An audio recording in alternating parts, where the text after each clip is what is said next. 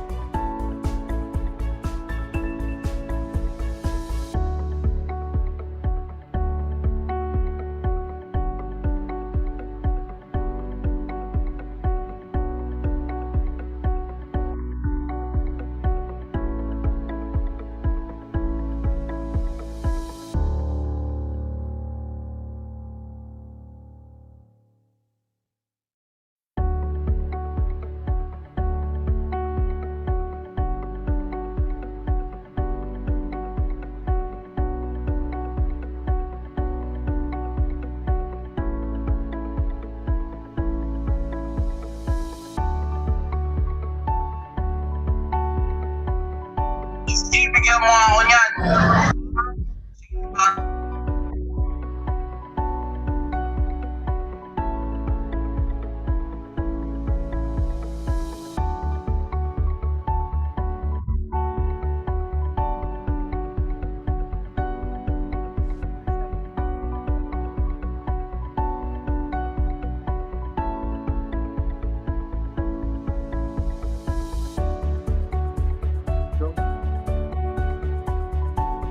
Hello?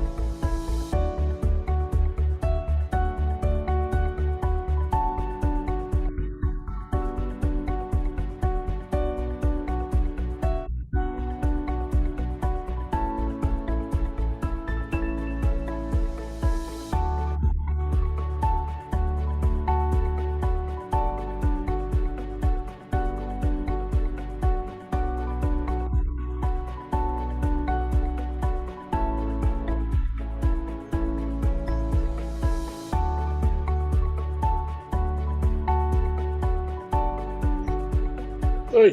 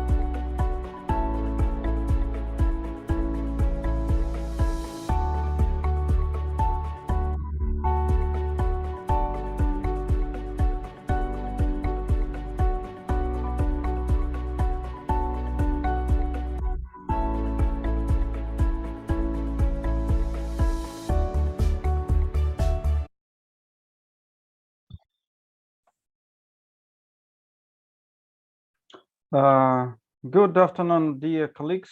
Welcome to today's first ever seminar, safety seminar for the ratings.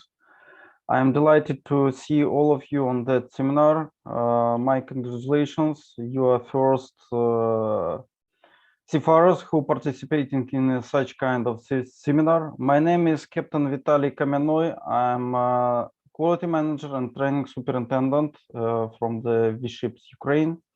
I will lead today's seminar.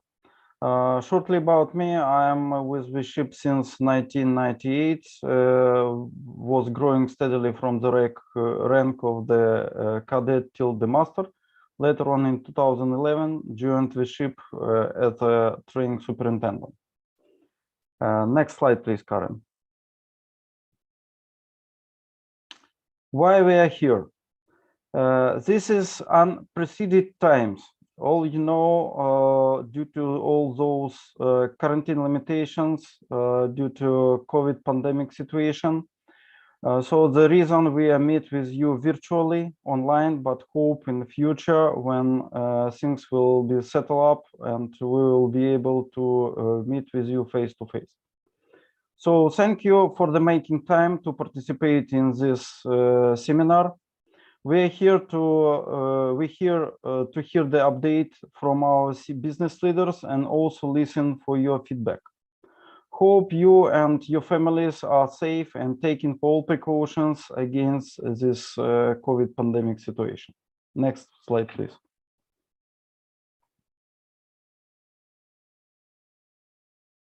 Okay, today on a seminar we have more than we have 35 seafarers. 13 of you are from the deck department, 11 from the engine department, 8 from the galley department, and also we have 3 non-seafarers attending.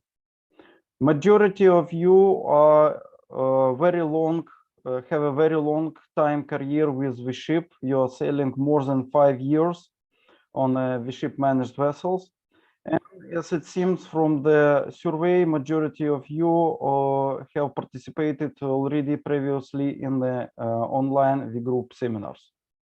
So welcome. Next slide, please. As I mentioned earlier, we gathered together to hear the business update from our senior leaders. So there will be a lot of speakers today. There will be an operation director of the ship Asia with welcome note, Mikun Sharma. Then I will continue with the safety moment. Also, we will hear the message from our chief executing officer with information about the future of the company. After that, we'll discuss the safety aspects, crew safety aspects with Training Superintendent Remant Yadav and Senior Health Safety Environment and Quality Manager from ship Asia, Madhu Nair. Also, we will hear about the latest requirements, regulations for the environmental protection from our Training Superintendent Naresh Dikonta. There will be a short refreshment coffee break for 15 minutes, and afterwards we will discuss our contribution, how we can contribute, how we can improve the results of the third-party inspections. This will be presented by our vetting manager from the ship Asia, Madhabandu Krishan. Then we will have workshops. We will discuss in the groups how this can be achieved. Also, we'll hear the crewing operation updates from crew manager partner, Sarah Maya Oliver. And then there will be definitely a time for your questions, and we will be happy to answer all of them. And then the managing director, Anurat Masur, will close today's seminar, today's session. Next slide, please. Just some short guidance about today's seminar. First of all, hope of you are settled in a safe manner, so nobody is running or nobody is driving the car. We are not able to see the video capture of all of you, but hope all of you are in safe location. Please stay in a stabilized condition, in a stabilized position. It's for your safety. We ask you to use headphones and keep your microphone muted until we will given opportunity to raise your question. You can leave your question in the chat box, also in the question and answer box. When you're typing the chat, your question in the chat box, please specify which speaker the question is addressed for. Also, if you would like to speak, just press raise the hand option. Feel free to leave your comments in the chat box. And during the question and answer session, you will be given the opportunity to interact with the presenters. Please prepare your questions. As better the question, as better the answer you will receive. Next slide, please. Thank you. Also, make a note. Don't trust completely to your memory. Be a collector of the good ideas. During our seminar, we might randomly test your memory toward the end of the session. So enjoy the session. All of you are welcome, and especially my congratulations, because it's again, I'm repeating again, it's a first ever rating seminar for our seafaring colleagues. Next slide, please. I'm delighted to welcome the Ship Asia Operation Director, Mikund Sharma, with his welcome speech. Mikund, now it's over to you. You're welcome. Thank you, Vitali. Magandang hapon. I see most of our colleagues joining from the Seafarer fraternity are from Philippines. So good afternoon, warm welcome, and a big, big thank you to all of you for taking the time to attend this seminar. I do understand and appreciate that all of you are on vacation and you are taking time out, valuable time out that you could be spending with your families. So just want to make a point here that we are also part of your family. We are the V Group family, the V Ships family, and we are all here to learn together. Vitali has gone through the agenda, so thank you for that, Vitali. There is a lot of discussions that will happen. In my view, this is probably one of the most important 3 hours that we are going to spend together. I wish we could have this seminar face-to-face. It is always better, but in the current times, we are restricted. So let's make the most of it. What is important is to hear from all of you. There are good things happening on the ships. You guys are doing an amazing job. For over 2 years, you have been struggling with the pandemic. We have been challenged with timely relief. We have been challenged with supplying the ships with spares on time. And in spite of all that, I must say, all of you have done an amazing job to hold the V Ships and the V Group brand flying high. So I would like to thank you on behalf of all of us, and especially the senior management who are really appreciative of your work. I always believe that what happens on the ship defines the company, and your contribution is very, very important. For us, our job, ashore, is to support you. So we want to hear from you what more we can do, where we can improve together. Also, we will clarify expectations. This is a session where we want the engagement to be two ways. So as Vitali said, there's a chat box, you can raise questions. It'll be good to hear from you. It will be good to see all of you. So if you are feeling shy, please put on your videos. It is always good to see the faces of the people we are all engaging with. We are going to have some very interesting sessions. All of these sessions are interesting, and I look forward to your cooperation and your contributions. My name is, by the way, Mikund Sharma, in case you guys don't know, and I've been in V Ships for just a little over a year. I also started from the deck side and started up from cadet to master and then came ashore. And now I drive a desk, as I say. So welcome again. Let's have some fun. Let's enjoy the next 3 hours and really look forward to engaging with all of you. All right, back to you, Vitali. Thank you so much, all of you. Thank you, Mikund. Thank you for your warm welcome speech. Okay.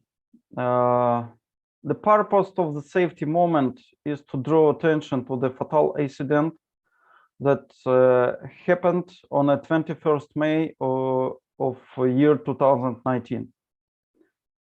Karen, next slide, please.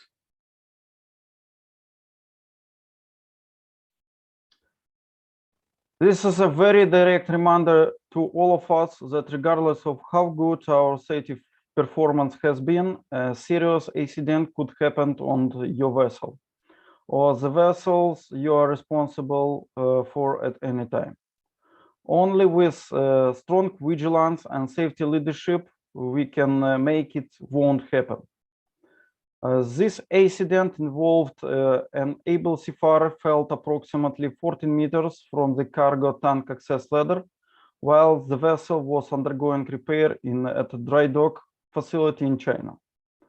The crew member was entering tank to check the damage for the tank fittings, such as heating coils, which might have occurred during the shipyard's repair work.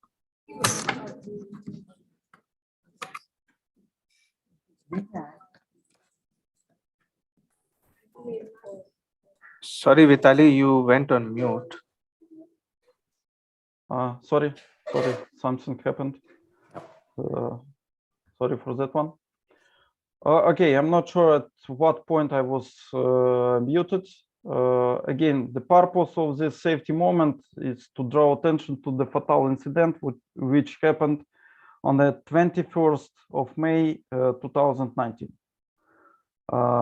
It's a very direct reminder to all of us that regardless of how good our safety performance has been, a serious accident could happen on your vessel or the vessels you are responsible for at any time. Only with strong vigilance and safety leadership, we can ensure it won't happen. The accident involved the Able Seafarer felt approximately 14 meters from the cargo tank access ladder, while the vessel was undergoing repairs at a dry dock facility in China. The crew member, AB, was entering tank to check for the possible damage to the tank fittings that might have occurred during the shipyard repair work. He was going to inspect the heating coils. And OS, ordinary seaman, another his colleague, was standing on a deck adjacent to the tank access and heard a shot and looked down the access hatch and saw the AB falling to the tank top. What went wrong? Conducting inspections with undue haste. As interview shows, and after the accident, there were a lot of interviews undertaken with AB colleagues, with the witnesses. And those interviews indicated that AB wanted to complete the task inspection quickly and get back to working with a colleague before the end of the day. Therefore, access to the tank might have been rushed. Ineffective communication and supervision oversight by senior shipboard management team of daily work being undertaken. Senior officers were unaware of the AB ongoing entries into the cargo tanks. There were other colleagues that were coming to and in cargo tanks without getting the proper permission from the senior leader, senior vessel leader. The work process, risk assessment, and controlling entry into the tank by the crew members were ineffective. Next slide, please.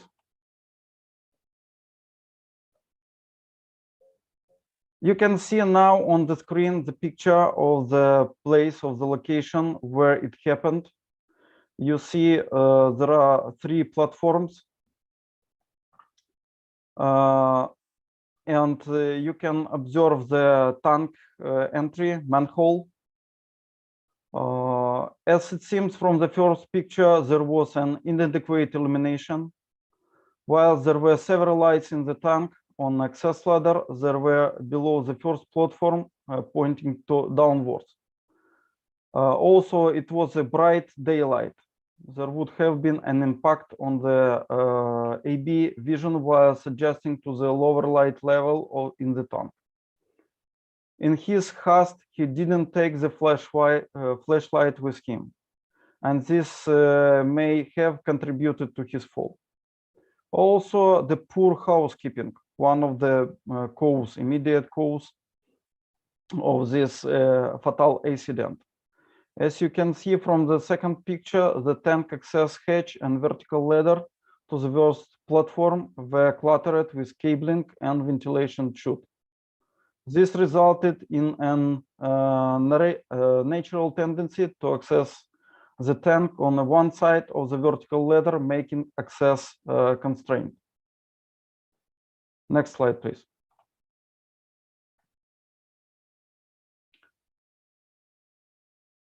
Nothing bad has happened before, so nothing bad will in the future.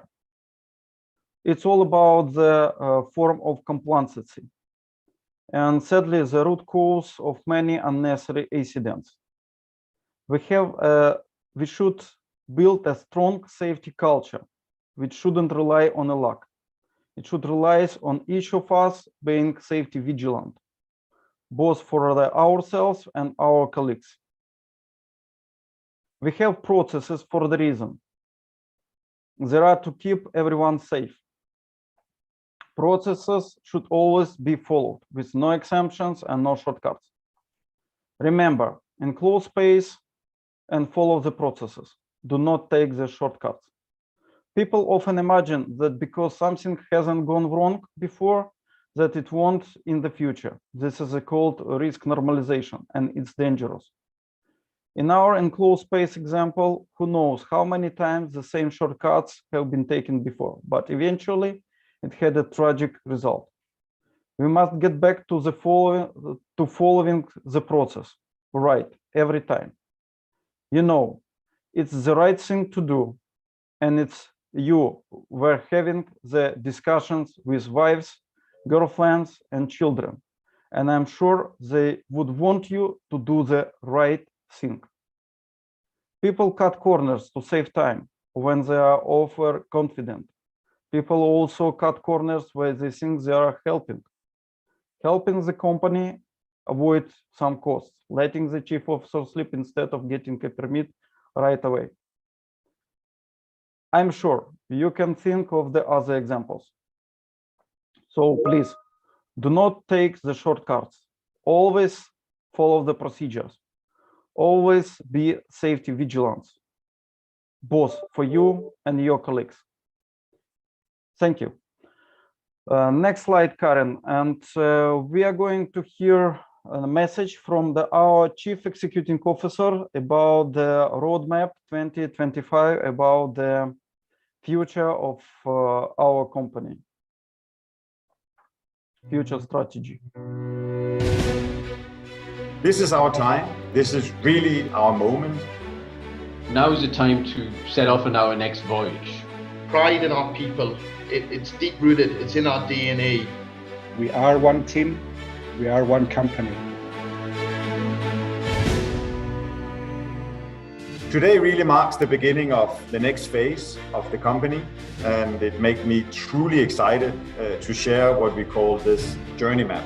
It's got 6 chapters to it, and each chapter has a purpose. Chapter 1 is about the pride and purpose of the organization, and then there'll be a moment on chapter 2 to talk about the current reality, the challenges that we're facing, and then we move to chapter 3, lift the spirits with the opportunity that's available to us at this point in time.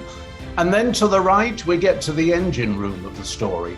The business plan, the strategy, and link to it the behaviors and culture in 4 and 5. And then finally, we have a look at the destination. What will be the destination of that journey? We are setting the sails into the future. And that's why you will see in the left corner, the rallying cry for all of us, we win together. Let's now start our journey with Chapter 1, our pride and purpose. Maritime transport is the backbone of global trade. We have a rich history and much to be proud of. This is a story that needs to be told. Let's never forget this business is all about our people.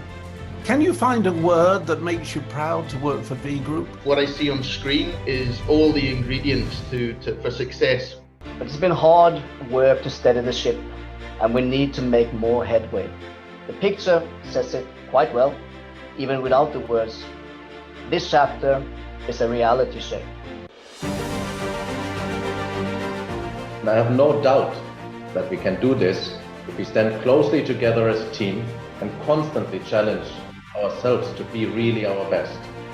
We know we can do this if we engage our excellent people at sea and ashore and create that winning team culture. This is what makes great companies even better, is that we can have these sessions. It's a huge opportunity in the first time outsourcing market to really be making a difference.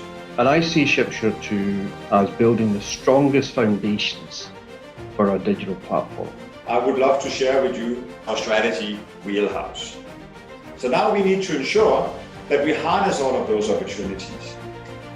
Can we use these values to guide our day-to-day decisions and behaviors can we really live these values? In the most trusting environments that I've worked in, there's a strong and healthy challenge culture where people aren't afraid to speak up, challenge the status quo, and really collectively try to get the best results and ideas. We'll be seen as one team and a digital company that delivers excellent and compelling value to our customers proactively. We're going to double down on key growth initiatives, and we're going to be digitally led. These principles, I believe, will need to permeate the business, pushed by the commercial team, certainly, but owned by the managing directors and the wider organization. So let's together continue attracting the women and men to this great industry, but lead from the front. After all, as we heard earlier, 90% of global trade is waterborne. This is the opportunity to provoke true change. True material change to shipping and the planet we live on. We simply need to return to a profitable business, allowing us to reinvest back in all our people across the world and across the fleet.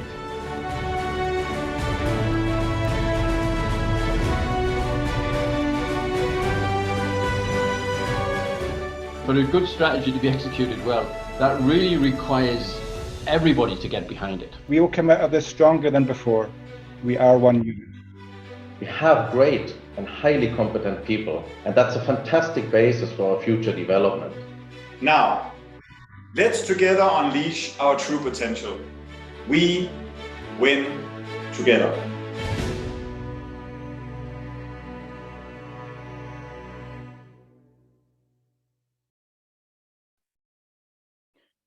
Very perfect world. We one team, one company, and to build our safe culture, we need the involvement of all of you, because we only be able to win all together. Next slide, please, Karen. I'm glad to invite our colleagues, Training Superintendent Raymond Yadav and Senior Health Safety and Quality Manager from V-Ships Asia, Madhu Nair, for their joint presentation on crew safety aspects. Raymond and Madhu, you are welcome. Over to you. Thanks, Vitali, for the introduction. Hi, everyone. I hope I am loud and clear, Vitali. Yeah, there were some noise, but now it's much more better. Okay, perfect. So I'm Raymond Yadav, ex-Chief Engineer, and I welcome you all in V-Ships Ratings Safety Seminar. I'm presently working with V-Ships India as Training Superintendent since September 2020. Next slide, please. Okay, so I'll be talking on these 6 topics and followed by our next speaker, Mr. Madhu Nair, who is Senior HSEQ Manager from our Singapore office, who will be presenting and discussing few case studies. Now, the topics are how we can reduce personal accidents, one hand for you and one hand for the ship, be the safety leader, take ownership, toolbox talk, situational awareness, and at the end, case studies. Next slide, please. Okay, how we can reduce personal accidents is by having awareness of your surroundings. Calculation of risk includes surety and suspicion, work on risk before working on the job, checking your personal protective equipment, and escape route. Next slide, please. Okay, awareness of surrounding. The first and most important step towards personal safety on ships is to be aware of your surroundings, and awareness of surroundings includes knowing your working space well, the risks and the hazards present around you, and assessing the same amount of efforts the job would require. So this would allow you to plan your job safely and efficiently. Next slide, please. Calculation of risk, surety versus suspicion. After Having a complete look of your surroundings, including risk, hazards, check the extent of harm, any kind of accident in that particular area which can cause you. This is to basically calculate amount of risk involved with the work, and always note that the amount of risk involved with any job on ship is always greater than what you would have calculated. So also, if you are suspicious that a particular procedure involved in the job might lead to an unfavorable outcome, please stop right there.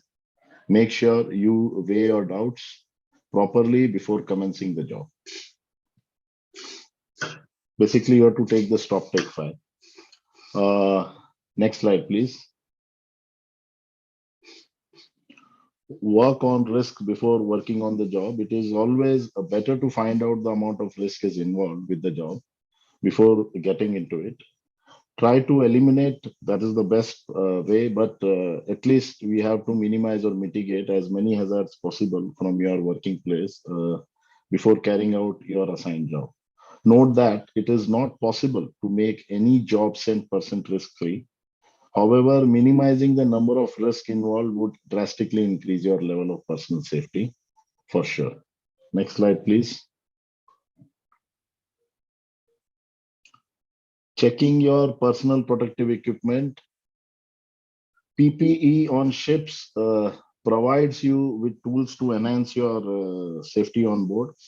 Ensure that you are using the right personal safety equipment as required by the job. It is also imperative that you know the operation and working of all safety tools on board ships, but in emergency situation, these tools are your lifelines, which would get you out safe and secure. Next slide, please. Escape route is the last resort you would seek in case all measures to curtail an accident fail. So note that ships comprise of several machines, pipelines, and complex systems, which includes the pneumatic, hydraulic, electrical, and electronics. So running at extremely high working parameters, and this makes the ship an extremely hazardous environment to work in. So while working on ship, trouble always comes uninvited, and you must be prepared for the same. Sometimes, in spite of following all the safety measures, things might go wrong. So for such situations, always pre-plan your exit strategy from your working place through the easiest and fastest route possible. Next slide, please. So one hand for you and one hand for ship. Follow safety policies. Every company has its own safety policies as per the rules of SOLAS, especially ISM code, which is son of SOLAS, which has become father of father now. And it is imperative that seafarers not only understand and follow these safety points, but also put them into practice while working on ships.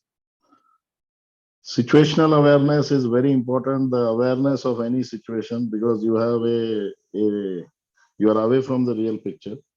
You always have a virtual mind, and that's why the awareness is very important, especially knowing your surroundings and working environment to analyze the amount of risk involved with a particular job, and also to figure out ways to tackle problems in case any arises.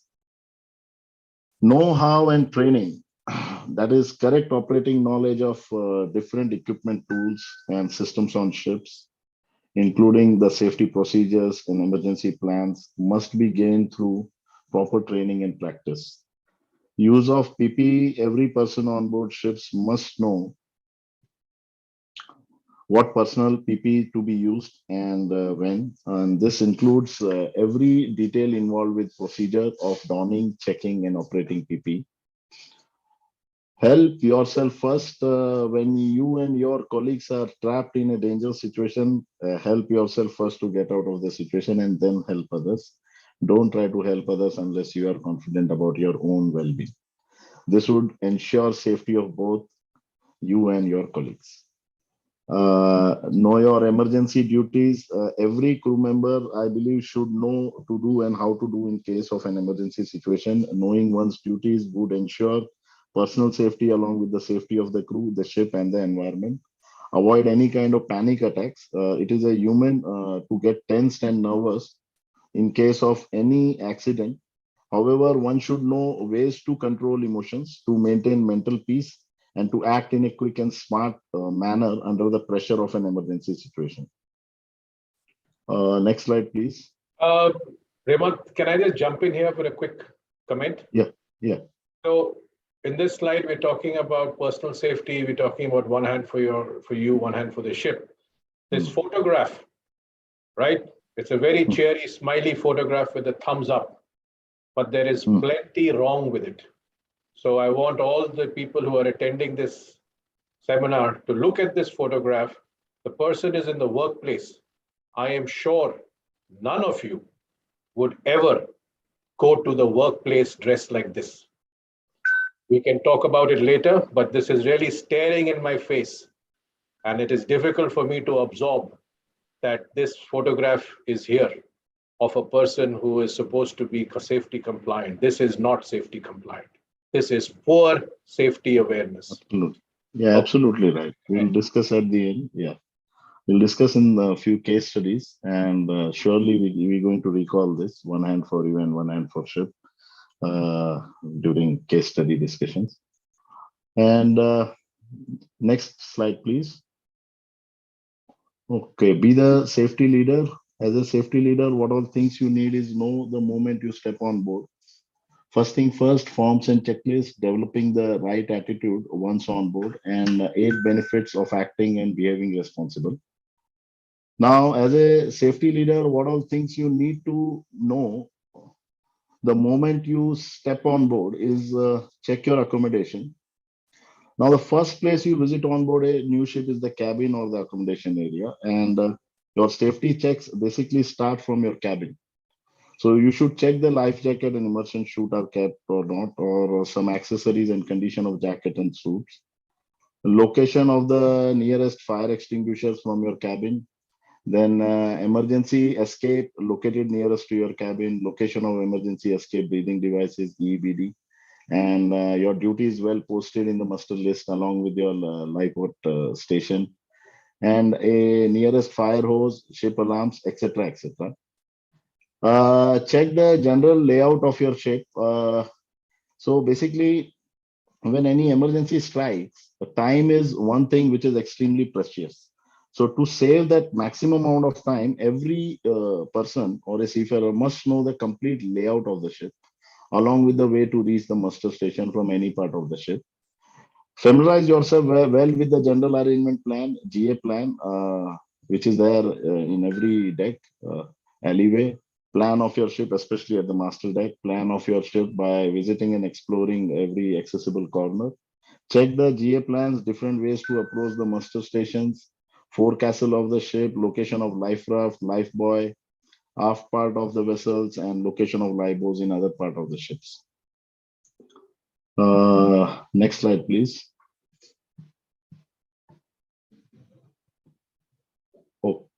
Okay.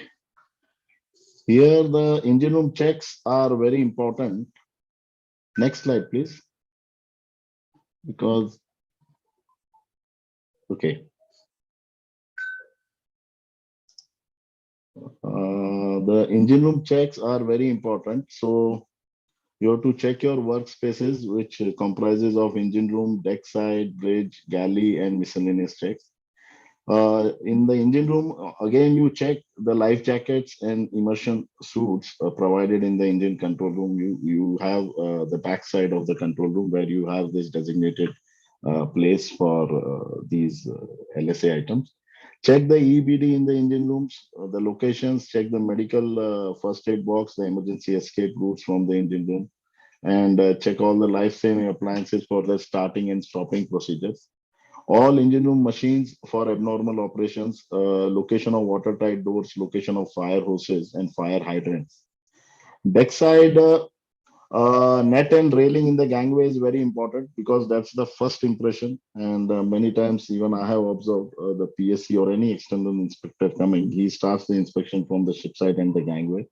So check all the railings and freeways on the deck then, and life-saving appliances again on deck, location of fire hoses, location of fire plan, location of international shore coupling and connections, fire line on deck with main walls, and the bunker station on deck for remote stopping of pumps.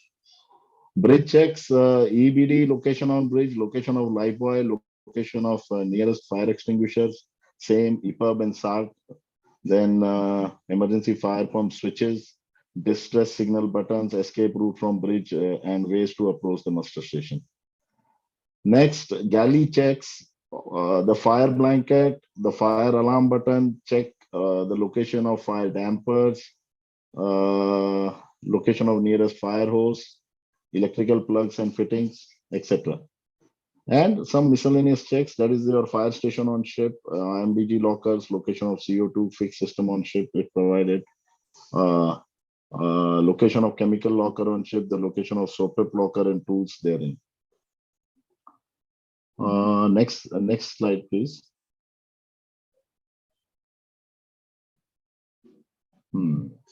See, forms and checklists are very important here. Every operation conducted on a ship is bounded by a checklist or a form or both. So these tools ensure that no safety measure is overlooked while carrying out a job on ships. Technically, there are several of these checklists and forms on ships which are to be referred and filled before carrying out different operations. There are checklists like pre-familiarization forms. We advise crew to complete that form within 24 to 48 hours of joining the ship when signed by the seafarer. This form is written proof that an officer of the vessel has provided familiarization of different parts and safety systems. Then the department familiarization form, a separate familiarization form has to be presented by the seafarer within 15 days of joining the ship in order to validate that he has completely understood the safety equipment, the procedures and the system of the ships, etc., including the engine room, deck, bridge and galley. So MARPOL declaration form, some companies are extra cautious when it comes to marine environment. So to prevent any kind of involvement in nature pollution. So our V group, obviously we are extra cautious and pertaining to the MARPOL equipments. And we always tell our seafarers, especially our seafarers, to sign a MARPOL declaration form, which states that you are basically aware of all pollution regulations at sea and are liable to be suspended along with legal actions if any kind of marine pollution results from your mistakes. Then the personal duty forms, a personal duty form is provided stating general duties on board ship according to the rank. It's a rank specific duties to be performed during different emergency situations.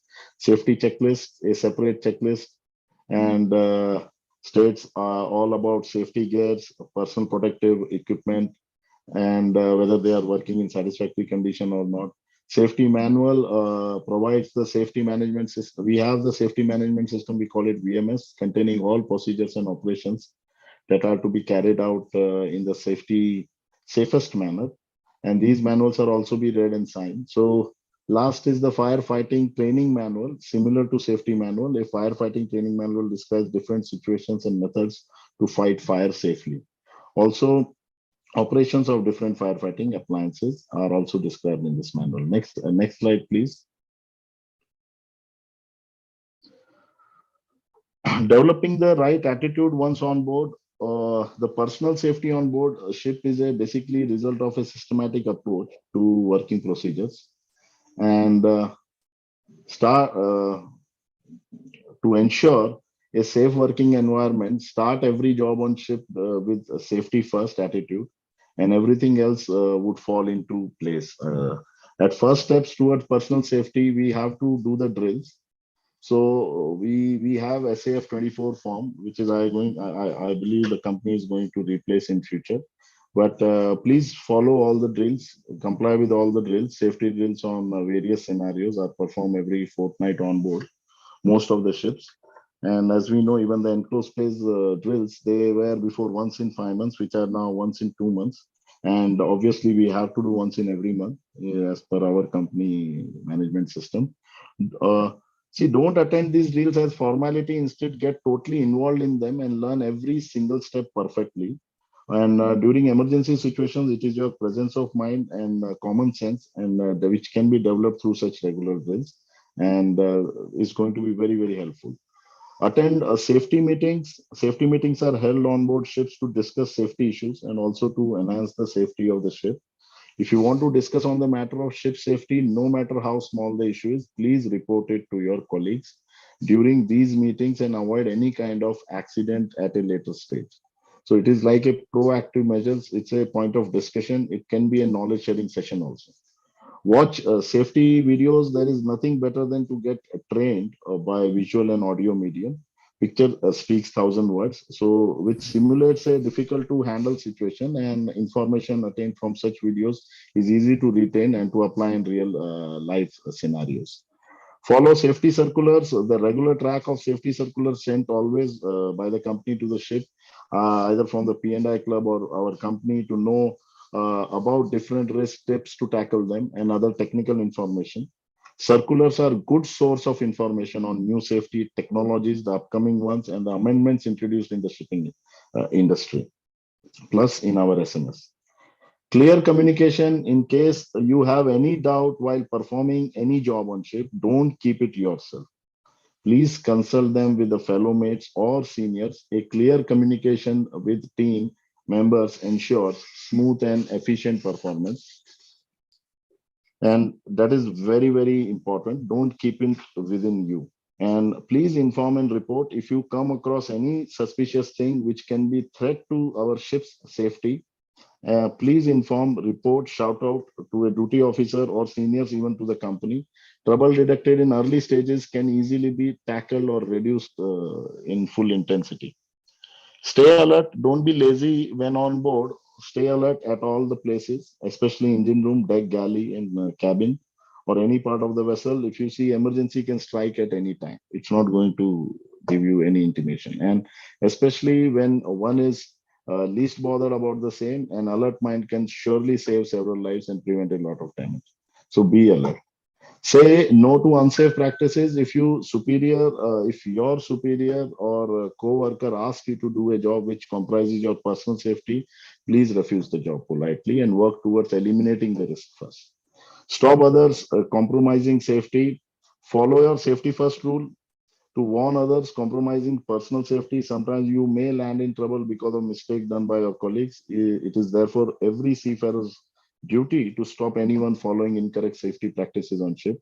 And know your duties is very important. The role, your job description, and first you have to understand that whatever the duties you are holding, you should know the inside out of that, and these would solve most of the problems. Also make sure know and remember your assigned duties for emergency situations, which are going to be very helpful during the critical conditions.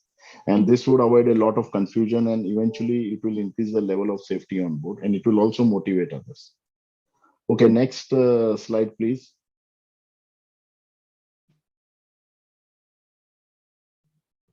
Okay, protection against occupational hazard, the most important. We have these 8 benefits of acting and behaving responsible. The protection against occupational hazard, the most important benefit of personal safety, and it gives the utmost protection against work-related risk or occupational hazards on board ship, and ensure smooth and safe operation. Any work carried out on ship after following all safety procedures has least chances of failure or facing hurdles. So this results in smooth operation of the concerned machinery and also of the overall ship. Ship and crew protection, a single mistake by a crew member can put the safety of the whole ship at stake. And it can lead to a very expensive affair as well. So thus taking all measures to ensure personal safety eventually leads to a safer ship and enhanced crew protection. Saves time, efforts and money. Following safe procedures while doing work on ship prevents any kind of breakdown or hurdle in operations. These ensure a smoother process, saving time, efforts, and money. Better decision making when you work along with necessary safety gears and follow all safe operating procedures. The chances of meeting with an accident are very rare. This drastically reduces work-related stress, enabling you to take better decisions and avoiding mistakes. Better interpersonal work relationship when colleagues and seniors on ship realize that you are a person with safety conscious approach towards work. They will always be ready to work with you, and this would improve both professional and personal relationship on ship with your colleagues and your superiors and even your subordinates. Create a good impression. Having a safety first attitude always creates a good impression on superiors and ship management. So such responsible behavior will always be an added advantage and a value to the company and the ship. While assessing your performance report, also, moreover, people with the right safety attitude are always considered as a valuable assets for the ship and the company. Ensure a safe journey. Last but not the least, a mind with the right approach towards the safety ensures a safe, hassle-free sea contract by avoiding unsafe practices and unnecessary hurdles. Next slide, please. Okay, what does taking ownership mean to you and your team? See, basically, it's a very vast subject. It's a small word, but the meaning is huge. Being responsible, taking ownership of the job, ownership of the task. So basically, you have to be responsible for the work you commit to, and you have to drive something forward. Don't let it stall. Do not let myself or my team down. That should be the attitude of yours. Exhaust all the possibilities before being content, and aspire to know more than anyone else. Become a subject matter expert. So maintain that curiosity in you, and your curiosity to learn things. You have to be a seeker or a listener by nature. Speak up when in doubt. Don't stay confused too long. Then get concerned when I am concerned. Don't look to the side, and disagree in order to find the best solutions, because usually the best decisions are hidden behind a mix of ideas. So that is again very important. Identify and communicate the risk early. Protect the team from failing. Don't wait for the negative consequences, and land a hand to teammates in need by a team player. So teamwork is very, very important. And even I always say to the seafarers that though you have a good knowledge and skills, but without a positive attitude, it's all useless.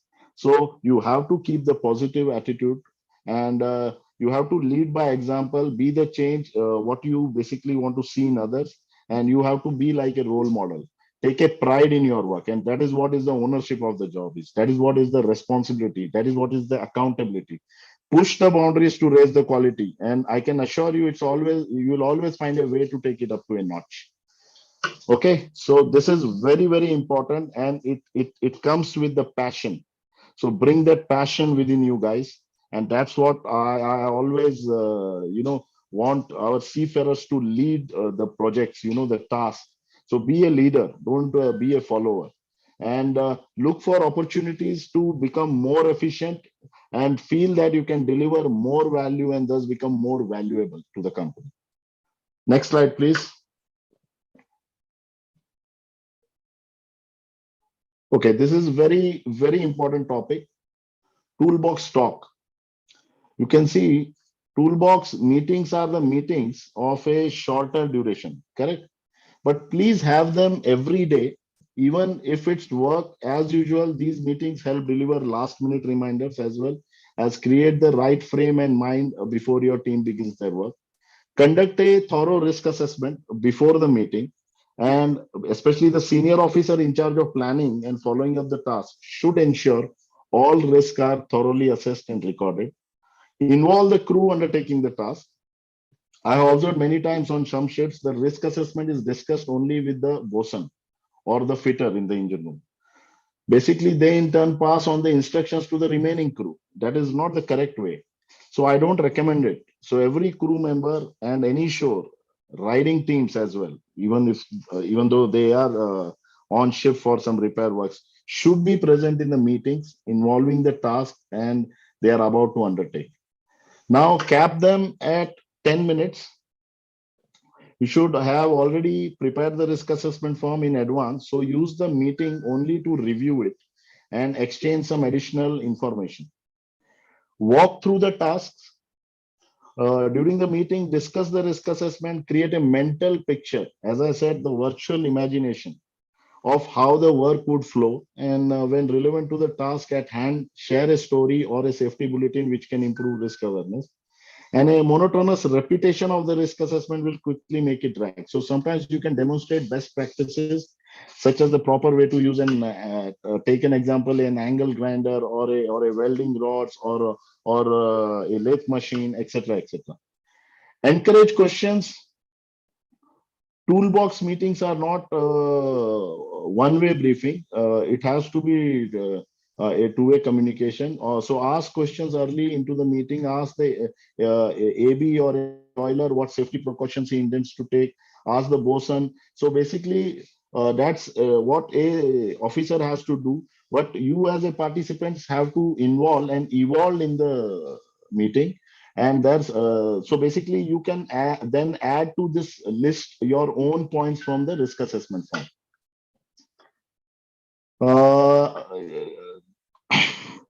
Listen, that is, as I said, listening is a very good habit. Respectfully acknowledge any apprehensions raised by your team, and if someone feels the job should not commence unless additional safety precautions are taken, please evaluate the risk again with your team and follow it through, and don't be defensive. Then motivate and energize. Strive to conduct your meetings with full enthusiasm. You should be completely boosted up and positively. This will help your basically teammates proceed to their respective tasks with full focus and clarity. Next slide, please. So now I'll show you one video. You can play this video. This is the video for a small exercise on situational awareness.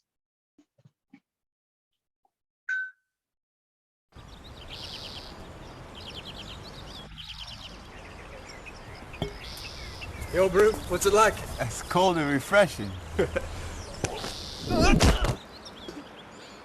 Oh.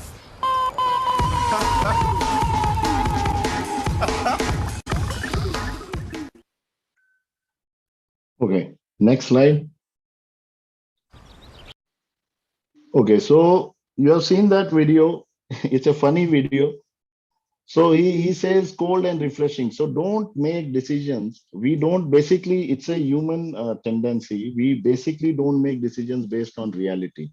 We heard cold and refreshing, and we make decisions based on our mental picture or a mental model which we create. So of reality. So sometimes with tragic consequences, our mentalhood and reality are far apart from the real picture. So here a person is perceiving that there is a cold and refreshing water, and he made a mental picture and he just went on to swim. Next slide, please. Now, to avoid this incident, our mental model must correspond as much as possible to reality, which was the no water in the school. So that's why you have to stop, you have to think through and observe and then proceed and plan and proceed. So this is very, very important. Next slide, please.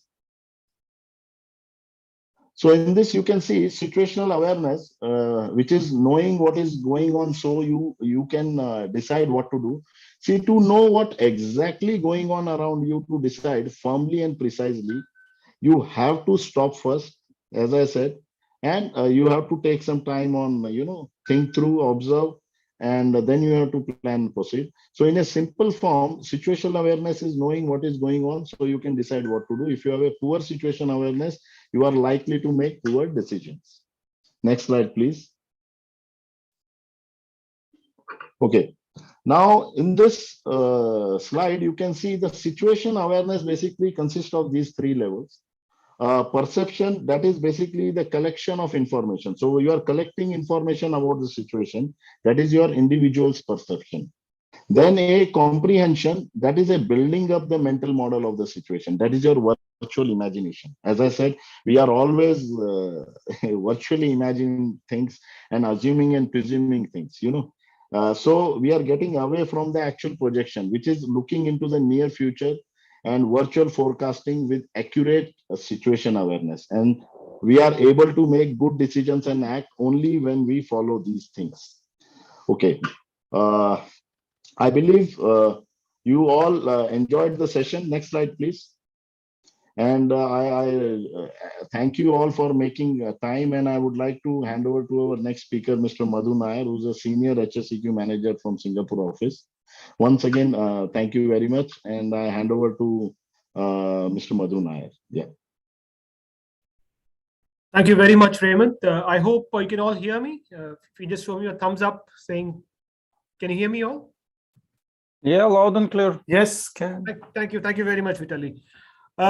Thank you very much, ladies and gentlemen, for joining us for this session. My name is Captain Madhu Nair. I'm also an ex-seafarer.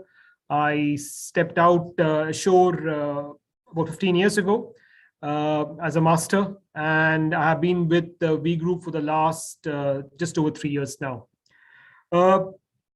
V Ships Asia Group, the Singapore office, we have had some serious, very, very serious incidents in 2021. And we felt that it is very necessary that we have this discussion with you to take you through 2 or 3 of those serious accidents with the intention that we learn from them, we take care of ourselves and our colleagues, and we try our level best to ensure that these incidents do not happen with us, our colleagues, or on our ships. With that, next slide, please, Karen. Okay, I think this is the wrong slide. I needed the pictures here, please. The one, yeah, that's the one. Thank you. So, ladies and gentlemen, what you see here is one of our colleagues, a messman, who went into the provision store for the morning breakfast to pick up a packet of tea bags to be given to the captain who was sitting in the mess room. He comes down the provision locker, he realizes, and the ship is at anchor. She is steady at anchor. The weather was quite smooth. So there was no movement on board the vessel.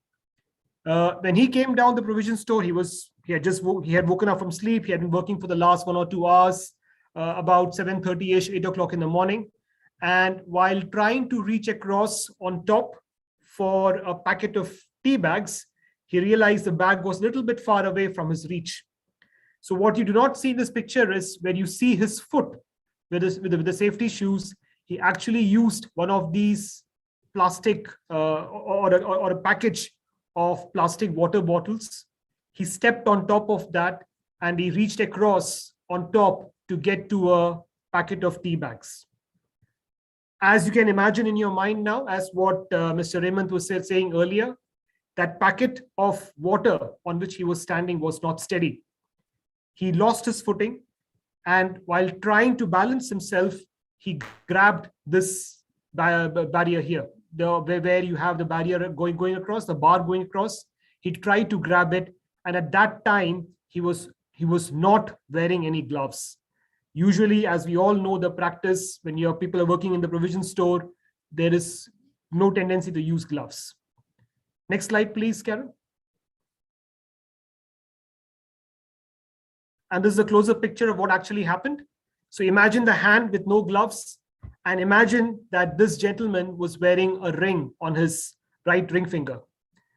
And when he tries to reach across to hold on to this thing on the right side, on the picture on the right side, his ring finger gets stuck, or the rings get stuck on this small extension where the rod is resting itself. And as a result of that, while he's trying to balance him, the entire weight of his body is now being balanced with that ring on his right finger. The entire ring is now pushing into the finger and trying to cut it off. Next picture, please. Next slide, please, Karen. And this is the end result of what actually happened. The wedding ring that he had on his ring finger cut through the skin, through the flesh, very, very close to the bone, to the extent that his finger almost needed to be amputated. Luckily, since the vessel was at anchorage, the captain was able to arrange for immediate medical attention. They managed to revive the finger. They managed to help him without having to amputate the finger. and he survived with all his fingers intact. The root cause for this, ladies and gentlemen, was the use of jewelry. Next slide, please, Karen. These are some other examples of how bad it can get. These injuries, which are caused due to rings worn on fingers, are known as ring avulsion injuries. It can be quite serious depending upon the weight of the man, the angle, the kind of ring band being used on the finger, etc. But in every case, the injury is very, very serious. Our VMS, ladies and gentlemen, next slide, please, Karen, is very clear on this. The use of jewelry on board ships, such as finger rings, necklaces, chains, are considered to be hazardous items. And the VMS is very, very clear in its guidance that seafarers must remove hazardous items, including scarves, sweatbands, casual headgear, loose clothing, finger rings, necklaces, and other jewelry. This is for your safety. This is for our safety. This is for the safety of the vessel. And every time now when staff joins the vessel, we make it a point that the captain reminds, or the chief engineer or the HOD reminds the crew members once again that please do not use jewelry when you're on board the vessel. Remove them, keep them securely in their cabins, and continue to work safe. Next slide, please, Karen. Two other very serious and sad accidents. We lost two of our colleagues in 2021. Our first colleague was second engineer, Mr. Ramveer Singh. He was a very experienced second engineer, 60 years old, and had been working with these ships since 2005. Mr. Ramveer Singh was signing off from a tanker vessel here in Singapore waters, and the vessel had already changed management, and he was disembarking with two other colleagues, the chief officer, the second engineer himself, and the electrical officer. And just before they were about to disembark, there was a squall, strong winds, rain showers, as usually happens in Singapore for those who are familiar with it. And the small boat, which was coming into the vessel to pick up the three off-signers, it was rolling and pitching quite moderately in the water. It was not safe to disembark into that boat. Mr. Ramveer Singh, while coming down the accommodation ladder, he was at the last platform, right in the bottom. And while he was trying to jump into the launch boat, he lost his footing, he lost his grip, and he fell in the water.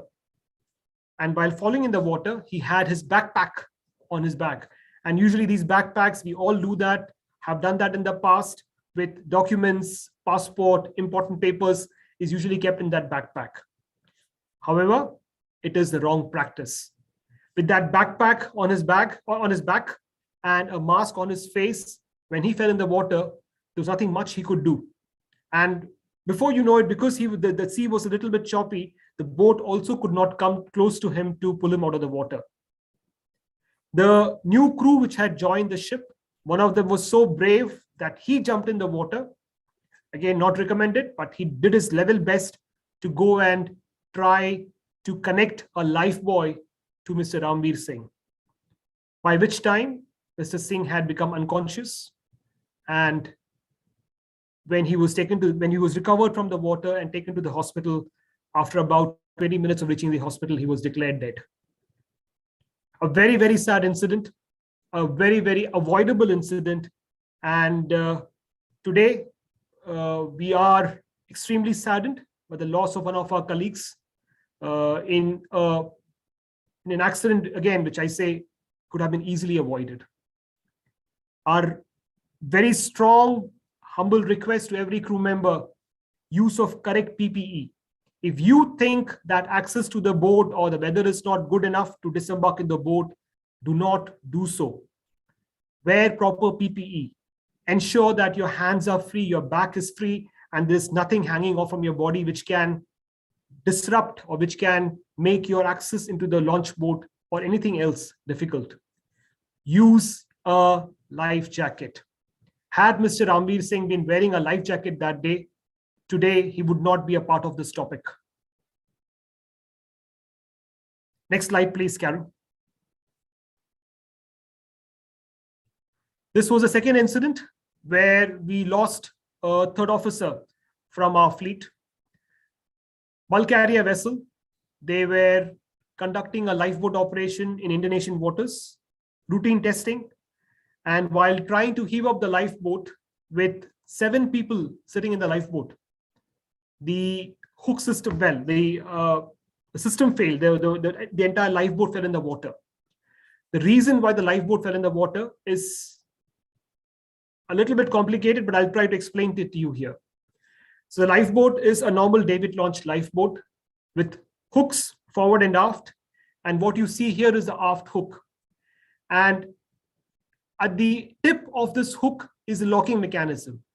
Usually these locking mechanisms, they are counterweight loaded. That means they fall back in position to lock the pelican hook once the link has gone inside. If this locking pin is not in place or this locking system is not working effectively, what happens is sometimes even after the link comes in, the lock remains open, and as the boat keeps bobbing in and out of the water, the link can sometimes slip out. So usually, for those who know what I'm talking about, the practice is that once the link is put in, we keep the link in place till the weight comes on the lifeboat falls. Right? And we must ensure that the lock system works properly so that the link does not slip out. In this particular case, the lock system was not working properly. The link was put in first. The lock did not engage. Lock was still open. And as the boat was bobbing up and down, this link slipped out on the after hook. The forward hook was secured. On the after hook, the link slipped out. Now, the second thing that went wrong is the staff had also secured fall preventer devices. Fall preventer devices, good idea, provided had it been used correctly. In this, but as most of you may be familiar with the next slide, I'll show you that a fall preventer device is to be made fast on this hook on this big shackle that you see on the aft part of the hook, and to the other D shackle from which the chain is hanging. Next slide, please, Carol. In this particular case, what happened was that the fall preventer device was secured to the floating block on a handle. And this handle, as you can see here on the floating block, is only meant to handle the floating block. It is not meant to carry any load. In this particular case, the staff had erroneously connected the fall preventer device to the handling bar. The handling bar, because it could not take the load of the lifeboat and the 7 people in the lifeboat, the handlebar broke. And because the handlebar broke and the link was already out from the hook, the lifeboat, the aft securing assembly completely gave away. And the lifeboat came down. The entire forward hook assembly got uprooted from the boat. In fact, the boat had a big hole in the forward part, and it splashed into the water with 7 people in the lifeboat. 6 of them managed to swim out through the forward hatch. The 7th person also managed to swim out, but then he could not hold on to the ladder. At some stage, because of all the confusion, they lost sight of him, and we lost our 3rd officer. Once again, a very sad accident. I'm not very sure how many of you have been able to understand me, but those who are familiar with fully enclosed David launched lifeboats, you may have got the gist of what I'm saying. 2 major points. Number 1 is that the fall preventer device was incorrectly connected. The second point is that the link which goes into the pelican hook was not properly secured. The hook should never be painted. As you see in these pictures, the amount of paint on the hooks are not designed to be painted. You would have seen many ships where the hooks are actually being painted. but the paint spoils the locking mechanism. It sometimes hinders the movement of the various parts within the hook assembly and creates more of an obstacle and hazard than achieving anything else.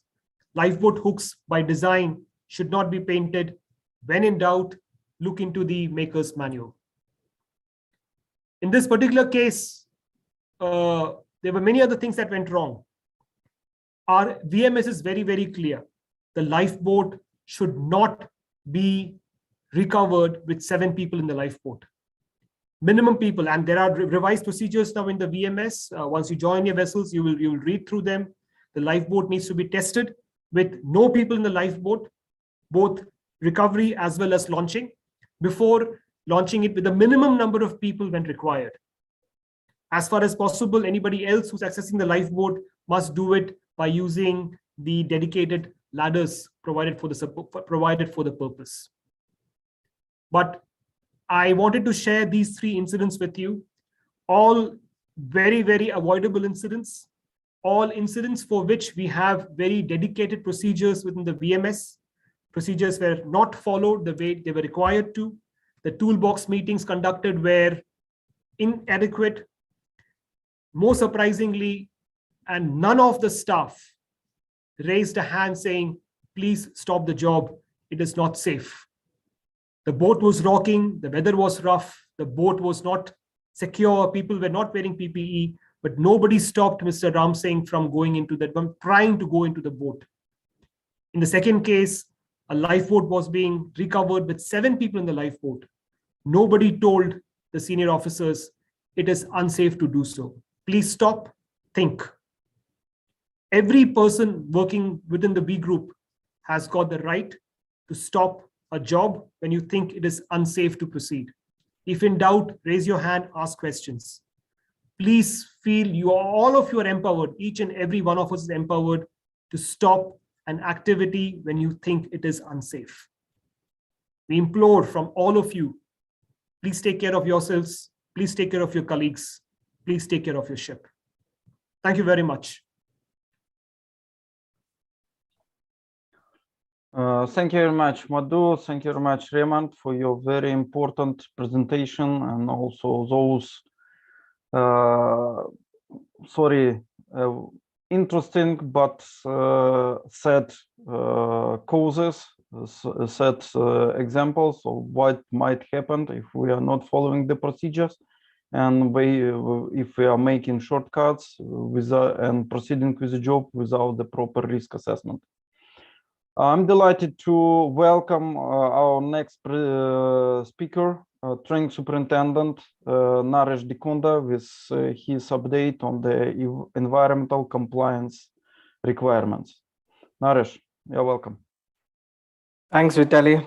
Thank you, everyone. Good afternoon, good evening once again to everyone. Myself, Naresh Dikunda. I'm the Training Superintendent. By the way, let me inform you that I have been with V Group from quite a long time. I've been sailing. I've started my career with V Group in the year 2008, and since then, for 10 years throughout, I was with the company working within oil and chemical tanker fleets.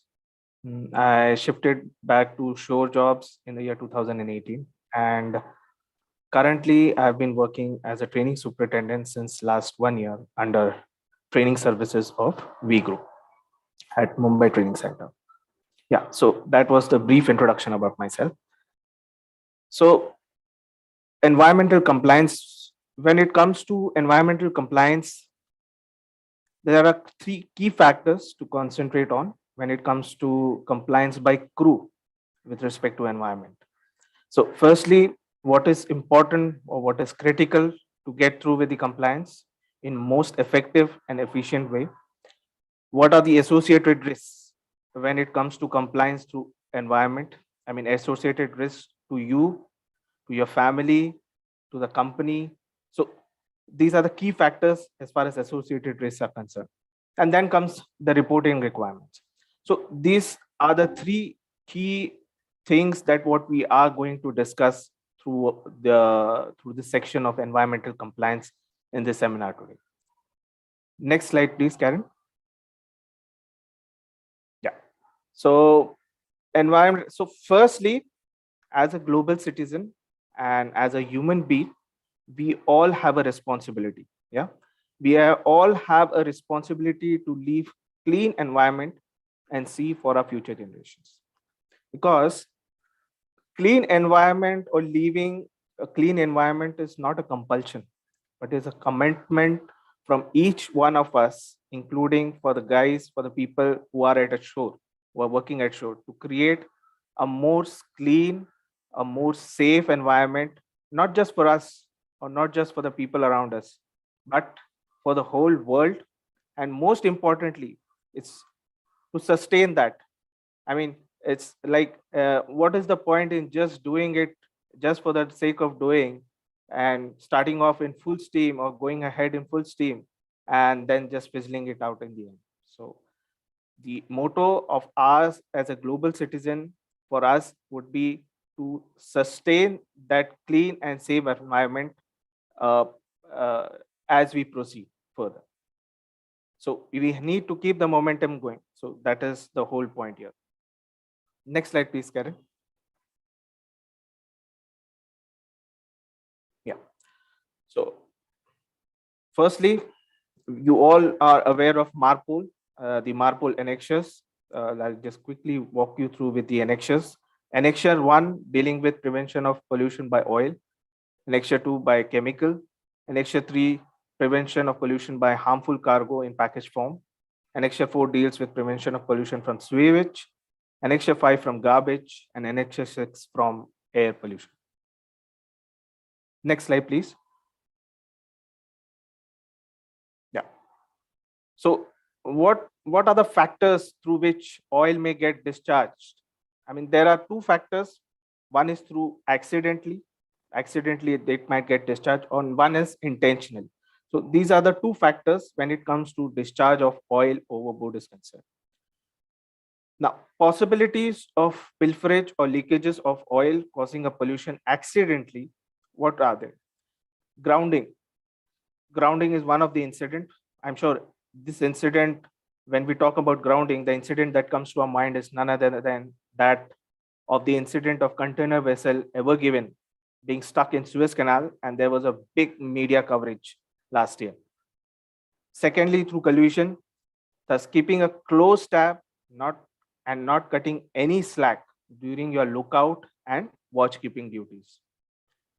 Next is through sinking. Yeah, possibility of leakages from bunkers or cargo and finding its way into the sea at the time of sinking is also one of the factor of oil getting discharged accidentally. We all remember the famous incident of Costa Concordia sinking accident or incident. Then through fire and explosion, the discharge could be accident, the leakages through hull, through tank, and through pipe leakages. So these are the factors when it comes to leakages or pilferages of oil into the sea accidentally. Next slide, please, Karen. Yeah. Now, one thing I said, discharging through accident mode or through accidentally, and one is intentionally. You are intentionally letting that oil or leakages to find its way into the sea. Yeah. So what are they? So engine room bilge water discharge. So discharging the bilges by bypassing the OWS, critical IOPP equipment. So at every possible, if at all you are sending it out, any water from on board the vessel to outside, it should be through the OWS as far as operational waste which has generated within the engine room is concerned. The next is hydraulic oil discharge from deck, steering flats, and forepeak. See, leakages unattended on the deck, on the steering flat and forepeak can find easily its way into the sea, ultimately. Next is washing of deck. I mean, every one of you know how USCG is so strict about deck washing. Yeah, they are very particular and very specific when it comes down to landing of the deck washing water into the sea. So this is one of the factor where of intentionally discharging oil into the sea. Next is ballast water. Through ballast water, I mean oil loaded in the ballast tanks, which was not cleaned properly, that oil could find its way into the sea again. So these are the two factors of discharge of oil. One is through accidentally, and one is intentionally. Next slide, please, Karen. Okay, so what are the preventive measures that needs to be put in place for restricting this accidental discharge by having the structural changes to the ship structure and having ancillary equipment in place on board the vessel? First is double hull tankers. We all know double hull tankers in modern times, they are a boon for ships flying around the world. Okay, one of the main reason where we could shift or make that transition from the single hull merchant vessels, which were much more prone to leakages into the sea. Protection of fuel tanks by reinforcing the shell plating of the hull. That could be one of the preventive measures for preventing the accidental discharge of oil into the sea or chemical. Maintaining ship stability plays a critical role in maintaining the pollution, plays a critical role in basically maintaining the pollution-free sailing, loading, and discharging. Next is stress requirements.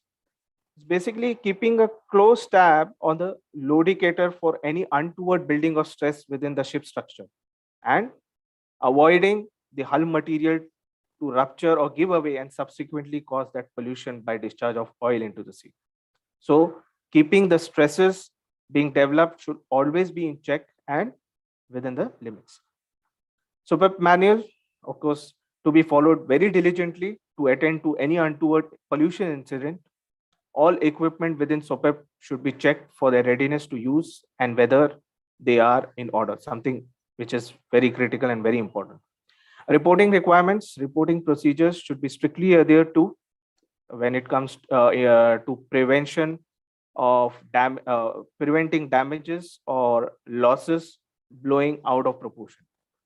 Training, of course, training, proper education, proper training of company policies and procedures, ship-specific training, both on board and while ashore before you actually go on board, plays a very critical role in preventing a pollution incident. Next slide, please, Karen. Okay, so all of you are aware of this pollution preventing equipments on board. The incinerator, that is the Team Tech incinerator, the modern incinerator, incinerating the garbage and the oily waste, operational oily waste generated on board. Second is the OWS for discharging the bilge water after consistent treatment before it actually finds its way into the sea. And the third one is the STP, the sewage treatment plant on board. That's just the pictures for you for your reference. Next slide, please, Karen. Now, incinerator burning within the incinerator is governed by Annex 6, basically. So what can you burn within an incinerator? You should be very, very clear in your mind as to what is expected of you or what is actually can be burned within an incinerator. Now, what is MARPOL saying? MARPOL is saying that you can burn sludge, you can burn oily rags, you can burn waste oil generated, the operational waste oil generated from the engine room operation, waste oil generated from the galley, the cooking oil, the used cooking oil, and all the non-plastic garbages. Yep. And what can you not burn? Of course, cargo residue generated from the cargo tanks or the cargo tanks. It could be oil waste or oil residue or chemical residue. And rags which was used for operational purpose when you were while conducting an operation in the cargo tank or chemical tank. Even those which are contaminated with the cargo residue of oil or chemical, even they can't be burned within the incinerator. Next slide, please, Karen. Okay, so how can you comply within the engine room? Okay, how can you comply within the engine room? So from your end, the leakages to be monitored and to be reported to the second engineer or duty engineer as the case may be, in order to prevent them from finding its way into the bilges and accumulating in the bilges and eventually filling them up. Secondly, water from the bilges to be transferred to the bilge holding tanks for their legitimate discharge into the sea, again through OWS. Oily rags not to be disposed overboard and should be burnt in the incinerator under the guidance of the duty engineer or second engineer. Again, oily rags only form the operational waste generated from within the engine room and not the cargo tanks. And something very important, filling up of the tanks or topping up of the tanks within the engine room, like your expansion tanks, your hot well, hosing down of the potable tanks. Bilges, this needs to be carried out very diligently, because ultimately if there is an overflow, that overflow will find its way into the bilges and it will unnecessarily fill up the bilges, and for which the OWS needs to be started. So precaution, as they say that prevention is better than cure. So you need to take all the possible actions from your end in order to avoid the consequent repercussions. Next slide, please, Karen. Okay, that was for engine room. And how can you comply on the deck? On the deck, what you can do from your end is to keep the deck clean at all times. That is your topmost priority. Removing the oil stains wherever applicable for effective recognition of new leakages. If at all there is a new leakage, you can easily recognize that this was not before, this leakage was not before, and this has just commenced within 1 or 2 days or something. Binge bed trays are to be cleaned and plugged after the using of same. Scuppers to be always be plugged to prevent accidental discharges going overboard. Scuppers to be drained after obtaining permission from the duty officer. You have to keep in mind about as to which waters you are presently trading in, especially if you are in US. As I said, USCG, they have a special requirement when it comes to discharging of hosing down water or deck washing water into the sea through VGP. Not throwing up anything overboard needs to be kept in mind while you are working on deck. Even minor leakages need to be brought to the notice of the duty officer or chief officer for subsequent action of arresting the same. As you all know, within no time, the leakage can turn into a major one. So from your end, it's your duty as to not to be complacent. Next slide, please.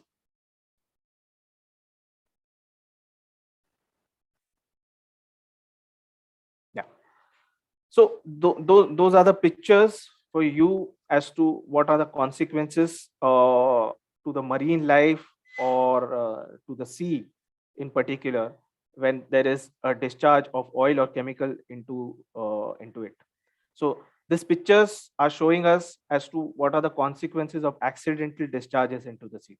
Of course, intentionally we as a responsible seafarer should avoid it no matter what.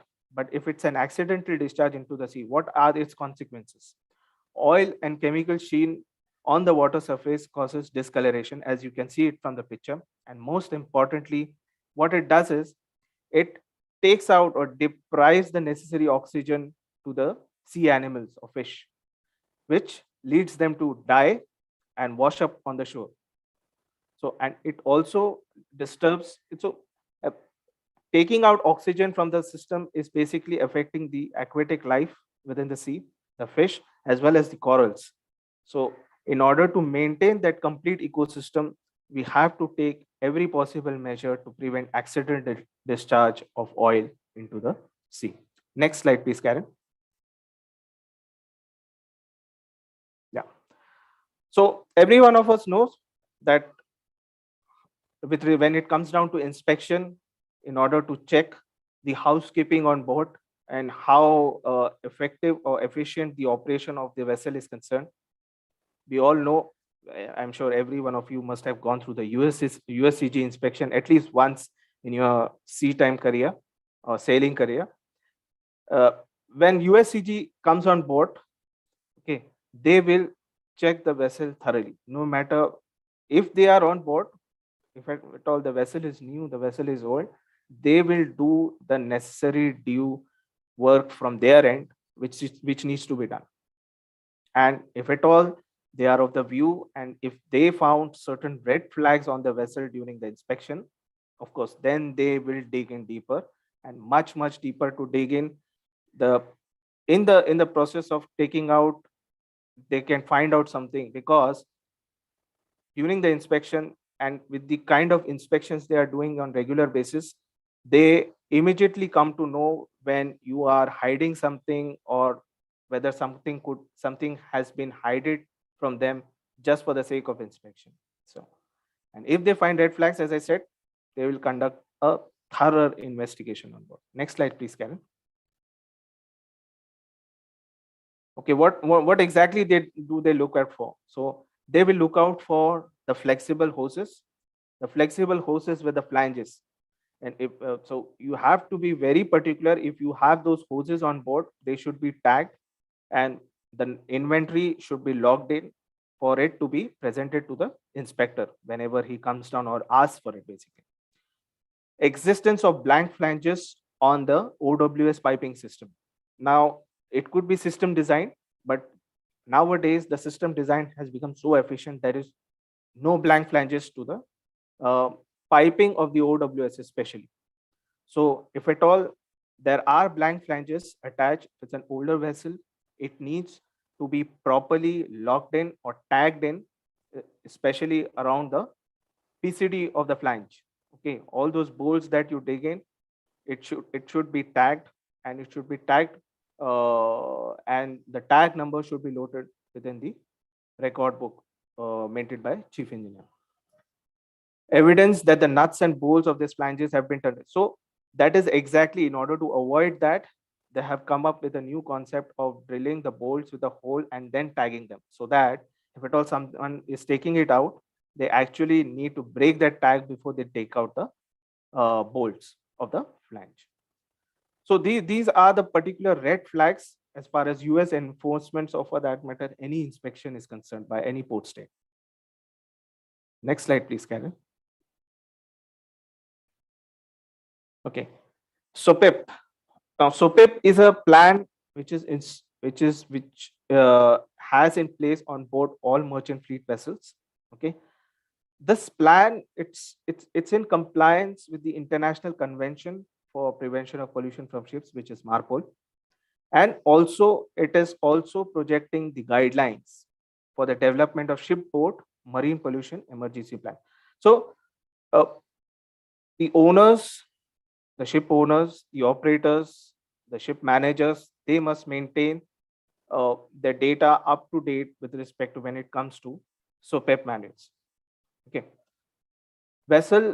all the vessels must carry out must carry an approved SOPEP plan. Okay, and for the vessels which are carrying noxious liquid substances, I'm sure all of you know it's not SOPEP, but it is SMPEP. Yeah, for ships carrying noxious liquid substances, basically. Now, this plan, it's intended to prepare the shipboard personnel or the seafarers on board, working on board, for an effective response to an emergency out at sea. It's a tool for implementing the requirements of basically Chapter 8 of the ISM code. Now, what is the primary purposes? It's set. It's basically to attend to the emergencies on board. And what does it contain? It contains the list of personnel to be contacted to if at all any untoward incident takes place on board.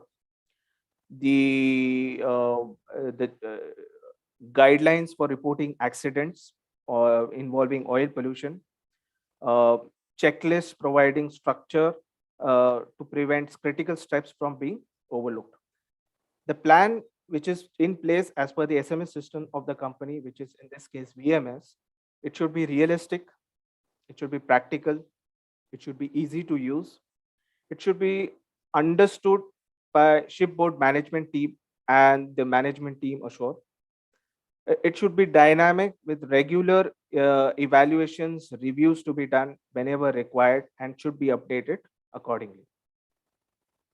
So that is exactly what a SOPE plan is all about when it comes to attending to emergencies on board with respect to oil pollution or chemical pollution in case of ships carrying noxious liquid substances. Okay. Next slide, please. Yeah. Now Annex 4 talks about sewage, prevention of pollution by sewage. Now, sewage, discharge coming from the sewage, the discharge coming into the sewage treatment plant, they could be from drainages or the waste coming from toilets or urinals on board the vessel in the accommodation, drainage from the sink base via the wash basins and wash water, drainages coming from the tubs, the bar tubs and the scuppers located in the sink bay, drainages coming from the spaces containing living animals, if at all you are carrying your livestock or something, or other wastewaters when it is mixed with the drainages. Next slide, please, Karen. Okay. Now, what are the consequences if at all an untreated sewage is discharged into the sea? Now, untreated sewage, when it is discharged into the sea, makes excessive nutrients being available in the water. And what it does is it mostly sinks into the bottom of the sea floor. Of course, part of it is available as a food to the algal blooms. A food available in abundance. So with these algal blooms, when they forming near the coastal zones, what they do, firstly, sewage when untreated, when it is discharged into the sea, it will deprive of the oxygen within the vicinity. With that, it will cause an adverse effect on the aquatic life near that particular coastline or that particular exclusive economic zones of the country. So it is to be made sure that sewage, if at all it is going out of the vessel, it should be treated, because it is not only disturbing the ecosystem or the nearby ecosystem around the coastline, but it is also will have its repercussions on the human beings who are using it for recreational purposes like swimming, or people consuming the fish. Even they might get affected if at all the aquatic life is contaminated, or their aquatic life is consumed, basically, which is dead due to the pollution incident caused by the vessels. Okay, so you have to be very careful as to whenever a sewage that is coming out from the vessel, please make sure that it is not discharged overboard directly or bypassed using the sewage treatment plant. It should go through the sewage treatment plant. Next slide, please, Karen. Okay, what is the equipment required on board in order to prevent pollution through Annex 4, that is sewage? You need to have a sewage treatment plant or a sewage commuting or disinfecting system on board for temporary storing the sewage where the discharge is not possible when the ship is within 3 nautical miles from the nearest land. Or you can have the holding tank together with that, the standard discharge connection, if at all the sewage needs to be discharged ashore. So these are the equipments that are required as far as prevention of pollution through sewage, that is Annex 4. Next slide, please, Karen. Okay, what is the discharging criteria? What is the discharge criteria as per Annex 4? So if ship is discharging sewage using a treatment plant, it should be done when the ship is en route. Firstly, the speed of the vessel should not be less than 4 nautical miles, 4 knots, sorry, and it should not be within or less than 3 nautical miles from the nearest land. So this is the criteria that needs to be fulfilled. Firstly, it should be en route. The speed of the vessel should be at least 4 knots, not less than that, and it should be at least 3 nautical miles away from the nearest land. And if at all the sewage is not communicated or not ground, then what Annex 4 is saying is for discharging of such sewage, you have to be at least 12 nautical miles away from the nearest land. And what are the special areas when it comes down to Annex 4? The special area as per Annex 4 at the moment is only the Baltic Sea area. Okay. So just keep in mind. So next slide, please, Karen. Okay. Discharge, of course, this is again discharge of grey water or the wastewater from the sea. It's again governed by Annex 4. The grey water is nothing but your wastewater coming out of your kitchen sinks or the galley sinks, your bathroom faucets, your bathtubs and showers, and your laundry rooms. Some places, especially in US and all in the ECA area, discharge of grey water is prohibited. BGP file, which is governed, which is a USCG requirement, gives complete details with respect to compliance of grey water. In Black Sea and Turkish waters, please be guided. The grey water discharge is completely prohibited as it is, because it's a closed. Those are pretty closed water bodies. So that is the requirement out there with respect to discharging of grey water overboard. Next slide, please, Karen. Okay, guidance for you while using toilet cleaners as a housekeeper on board, as a responsible crew on board. What needs to be used when it comes to toilet cleaning? So it should be always non-foaming biological cleaners. Okay, always non-foaming biological cleaners to be used when it comes down to cleaning purpose of your toilets. At all cost, the cleaning agents based out of hydrochloric or sulfuric acid should be avoided. Now, why exactly we are telling you this is, what could be the reason? So non-foaming biological cleaners are basically recommended to prevent foaming, which actually causes hindrance in the operation of the STP, that is the sewage treatment plant. So if at all you are using a non-biological cleaners, or you are using HCl or hydrochloric or sulfuric acid based cleaners, what it is actually doing is it is actually killing or culling the bacteria, the good bacteria, aerobic bacteria within the sewage treatment plant, which is actually breaking down the sewage into a biodegradable component. So that is exactly the reason why it is saying, or it is recommended, that to use non-foaming biological toilet cleaners at all times. Next slide, please, Karen. Okay, next one is prevention of pollution by garbage, which is Annex 5 of MARPOL. Now, on first, see, all discharges of waste, as it's been highlighted, all discharges of waste into the sea is prohibited. Although there are some exceptions to this rule. And this revision, the latest revision, or the more revised version of this Annex 5 came in the year 2013. That is on 1st Jan 2013. A new revised Annex 5 came into force with the amendments that prohibits disposal of all garbage at sea, with exception of food and other environment friendly waste under specific regulations. So apart from that, and the one which is listed out here, that is plastic waste, your domestic waste, your cooking oil, incinerator ash, all those which previously had the provisions of being discharged into the sea within certain permissible limits. Now all these items listed out on the screen, they are being prohibited as per the revised Annex of MARPOL, revised Annex 5 of MARPOL.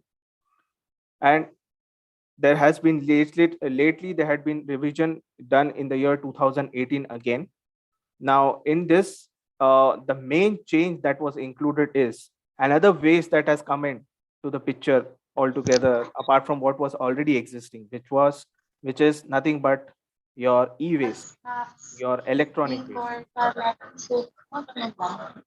2 weeks yan, ma'am, 2 weeks. Can you please mute your mics? Yeah, thank you so much. So that was about the NX5 as to what is prohibited. Next slide, please, Karen. Now, what is the discharge being permitted outside special areas when it comes to Annex 5? Discharge permitted when it is food waste. Okay, food waste, if it is communicated or ground, you can discharge provided you are at least 3 nautical miles from the land. Food waste which is not ground, you have to be 12 nautical miles from the land before you actually discharge it into the sea. Cargo residues, including whole wash water residues, not harmful to the marine environment. Again, it should be discharged at least 12 nautical miles away from the nearest land. Animal carcasses. Animal carcasses are nothing but the animal skin. The discharge of this, the maximum depth of the water, it should be discharged in a place where there is maximum depth available, and it should be at least, you should be at least 100 nautical miles away from the nearest land. Of course, the new regulation talks about is as far as possible from the nearest land. There is no, but you take into consideration as a benchmark that at least you should be 100 nautical miles if at all you happen to or you intend to put the animal carcasses into the sea.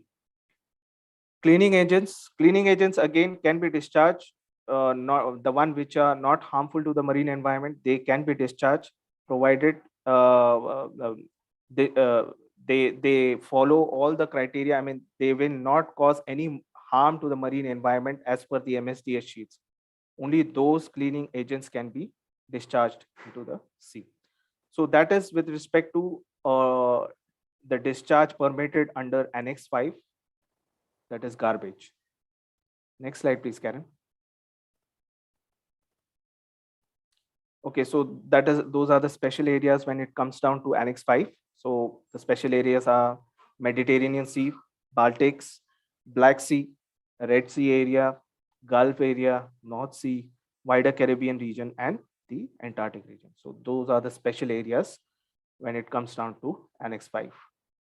Next slide, please, Karen.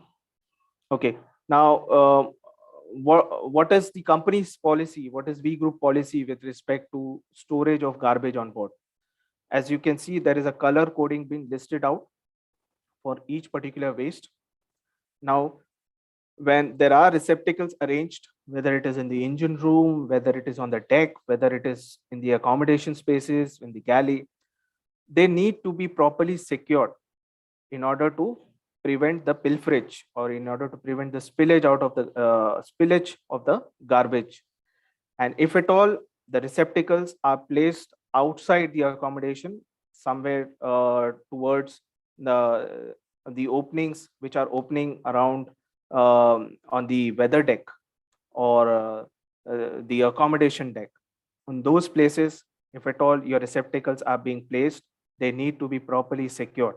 Because I'll tell you an incident, USCG receptacles were very much near to the bulwarks of the vessel, and USCG had once fined the vessel saying that no, this will cause you haven't taken proper precautionary measure from your end, because the garbage being so near to the bulwark or to the railing of the vessel that with little heavy weather, that garbage will find its way into the sea. So you have to be very careful when if at all the receptacles are placed outside the accommodation, and they should be properly secured. Can anyone notice what is the difference here with any addition or notice? It is the e-waste. So there is a color coding being recommended by the company. If at all you are disposing e-waste, your electronic waste, that should be green color. So this is an extra addition to all the other receptacle codings which were previously existing. So there is a new color coding for the new category of item called e-waste. Next slide, please, Karen. Now, what is your responsibility as a crew on board when it comes down to collection of garbage? So as a crew, as a responsible crew, again, it is you as an AB, as an OS, as cadets, or for that matter, the engine room rating staff. They should all collect the garbage generated in a responsible manner and dispose it off within the respective receptacles being designated on board as per the vessel specific garbage management plan. Okay, so as an OB, AB, OS and cadets, you shall collect the garbage which is on the deck and place it in the proper receptacles. As a motorman, as an oiler, you should collect the garbage and dispose it off in small receptacles which are kept within the engine room around the incinerator area, mostly on board most of the vessels. As a chief cook and messman, it is your duty to segregate the galley waste into 4 different marked receptacles. It is plastic, food waste, cooking oil, and others. As a messman, you collect garbage from the individual officer cabins. Of course, when you are doing it, you have to collect it in a responsible manner and dispose it off within the respective receptacles. And individual ratings and cadets, the garbage from their own cabins should be placed in the dustbin, and from the dustbin, it should find its way to the respective receptacles designated for that category of garbage. Next slide, please, Karen. Okay, so we group as a company, we follow ISO standard when it comes to environment management system. Now, ISO standard for environment management system is ISO 14001. For those of you who don't know, I'll just give you a brief background about ISO 14001. It's nothing but an international standard for designing and implementing an environmental management system, which provides framework, which provides guidelines for creating your environmental management system so that you do not miss out on the important elements needed for an environment management system to be successful. So that is a brief background for those of you who don't know about the ISO 14001. So it's basically dealing with the environmental management system. Now, what is V Group following as a company policy when it comes down to environment protection? Our main motive as a company policy with respect to environment is protecting the ozone layer, preventing global warming, preventing pollution from oil, plastic, okay, prevention of pollution or saving sea life basically from sewage and other pollutants. Single-use plastic policy. We as a company has come up with the single-use plastic policy in the year 2020, and it really plays a very critical role when it comes down to plastic pollution from the company's end. And reducing use of paper, as you all know from the emails that you get it down from the company's end, there is a small note down below that you print this only if needed. That is because in order to save environment, in order to save trees, you only print it if at all it's needed. Otherwise, you use it in an electronic format. Next slide, please, Karen.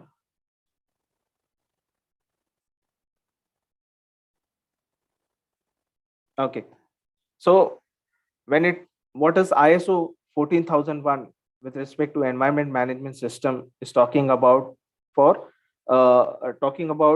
could be the causes of pollution from on board the vessel. So as we discussed it before, the pollution could be through collision, through grounding, through damage to weather, through fire and explosion, through lightering operations, through oil cargo spills, through gas leakages, and different other things like sinking and pipe leakages, washing down of the deck without proper cleaning. So in order to prevent this, what are the control measures should be in place? You should be diligently following the MARPOL guidelines, procedures and regulations. Your SOPAPE as an SMPP, we talked about it a while ago. Your coal regs. So these are the examples of the control measures for the causes of pollution that has been listed out as per ISO standard for causes of pollution. Next slide, please, Karen.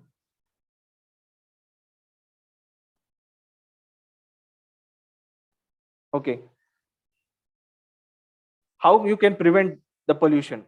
How you can control the pollution? Yeah. So controlling of pollution again. So for attending to pollutions through oil, you can attend it through having a SOPEP equipment ready at all times and ready for use. Your monthly drills, doing it in a more realistic manner, getting yourself more involved, as was uh, rightly said by Chief Engineer Raymond, a training superintendent, that you have to be very realistic when you are doing the drills, because drills are for you to prepare yourself, having that if at all any untoward incident takes place with respect to pollution, you know your duties, you know what to do. At that time, you don't think. So you have to be very serious when you are doing your drills. Of course, this needs to be carried out, and it's logged in the company form of SAF 24, which is exercises and drills. Of course, vessels with shipshore drills and campaigns should also enter their details into the system. So there is a shipshore functionality where you put in, or you log in your details with respect to the drills. Procedure for cargo operation, procedures for tank cleaning. So there should be proper laid down. There are proper laid down procedure as per VMS for every operation on board. You need to follow those procedures diligently in order to have an effective and efficient operation free from any pilferages or leakages. Next slide, please, Karen. Okay, anti-pollution readiness. What is the readiness that you can expect, or you need readiness from your end in order to have an anti-pollution environment on board as per environment management system is concerned? You need to have your scupper plugs and drain plugs in place. Your Wilden pump and dump valve should be properly secured. The rainwater disposal should be in a proper manner. Emergency shutdown switch to be used if at all you feel something is not safe with respect to the cargo operations. All cargo and ballast openings should be closed. Your alarms should be checked. It should be operational. It should be tested prior to the cargo operations. Your unused valve should be closed and secured and lashed properly. And so equipment with respect to SOPET needs to be kept handy, kept standby at the manifold during the operations. So those are the readiness that you can expect from your end, or is expected of you when it comes down to pollution prevention. Next slide, please, Karen. What are the hazards? What is the hazards? What is ISO standard with respect to environment management system is talking about? Chemical hazards posed to the environment. If at all chemicals are released accidentally into the environment, they present hazard to the marine resources. You know what are the marine resources? The aquatic life, the corals, and other sea life, causing harm to human beings, because it's actually affecting the whole food chain, because the aquatic species from the sea, they are catched as a fresh catch on from the sea, and they are you are consuming as a global citizen, as a fish eating citizen. You may be fish eating or something, so you are actually consuming that aquatic species, those fish which has been harmed or which has caused its death due to pollution. So that is one of the hazard.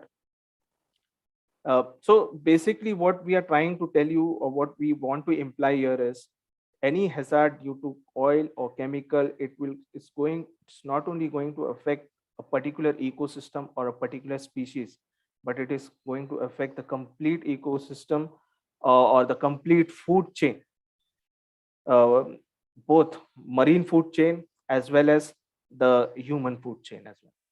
Next slide, please, Karen.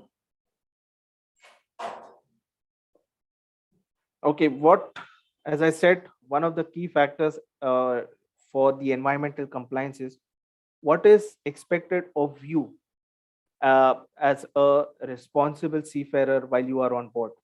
Okay, if at all oil is discharged to the sea, it will cause harm to marine life. We talked about it a while ago, what harms it can cause, what are the repercussions. It will result in heavy fine.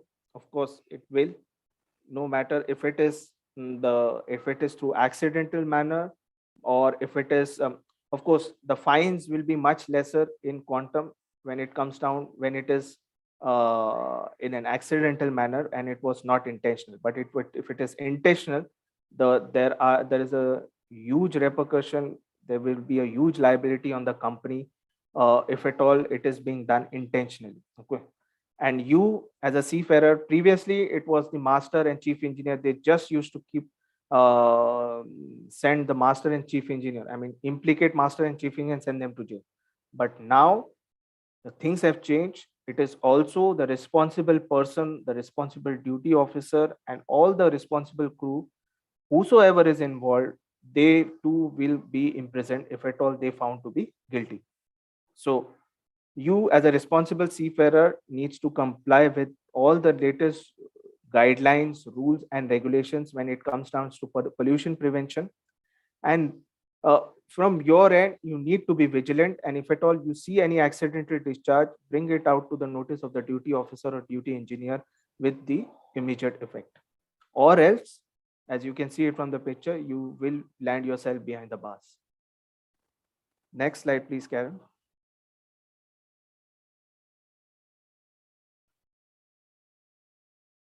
Okay. Thank you so much. Okay. Yes, Naresh, thank you very much for very important, valuable information. Care about the environment will significantly improve the vessel operation and put a positive aspect on a company reputation in overall. We're a little bit behind the schedule, so we will shorten up a little bit our stretching break down to 10 minutes only. Please be in time after the stretching coffee break. There will be a more interesting information to go about the participation and proper conduct of the third-party inspection workshop. We all are going to participate in a workshop, and also there will be a very interesting and informative update from the crewing colleagues.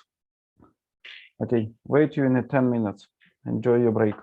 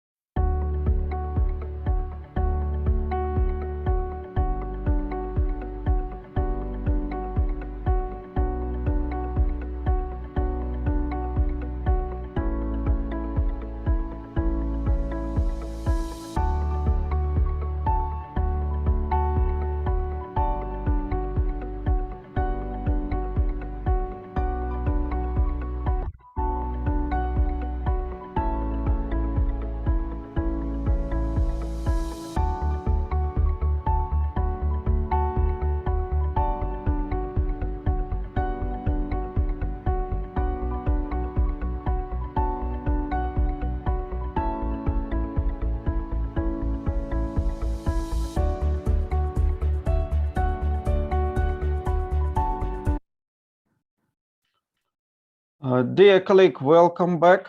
Hope you are feeling refreshed after this short stretching break. So we have to continue with our interesting and very important discussion. I'm delighted to invite the ship Asia vetting manager, Madan Babu Krishan.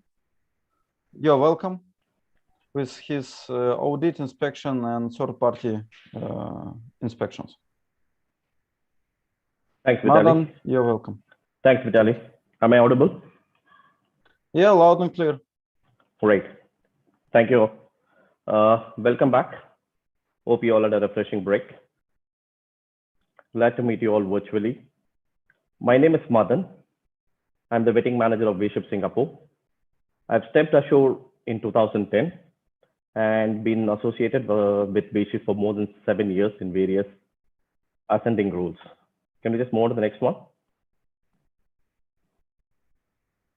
Can we have that? Yeah, complete. Yes. Today, let's discuss about third-party inspections, which is very crucial in the ship management business. So let us split this into 3 segments. In first segment, let's discuss on the type of third-party inspections and the need. The second segment, what are the risk mitigation and risk management tool we have in place. The third segment is the most important one. What is your role in preparing the vessel for such a third-party inspections? Before we move into the topics, please remember that we are committed to the owners of the flawless service delivery. We cannot achieve this without your support. You are our backbone and you play a major role in achieving this. Can we just move on to the next one?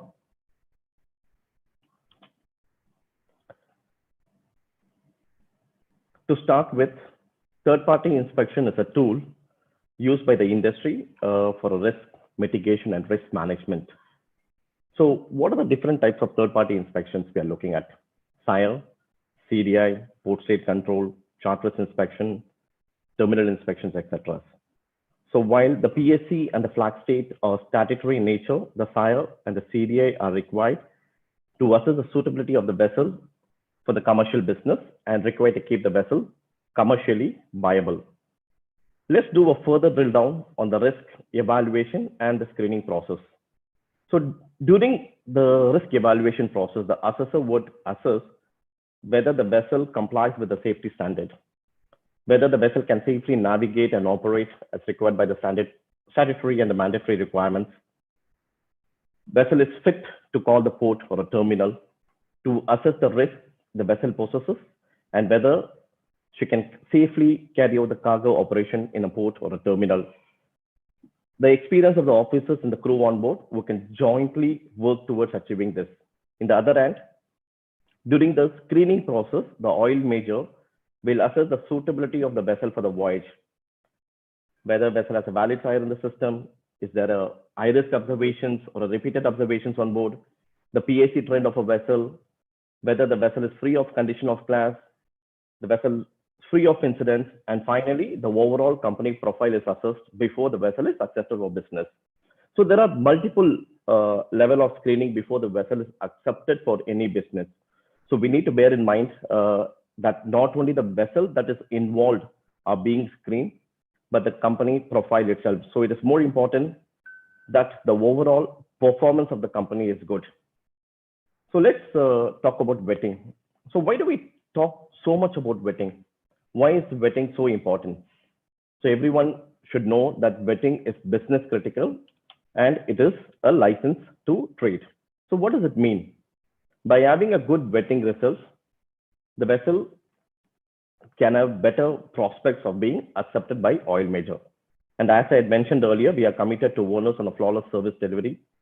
The ship owners are satisfied only if the clients are satisfied. So that is the charterers.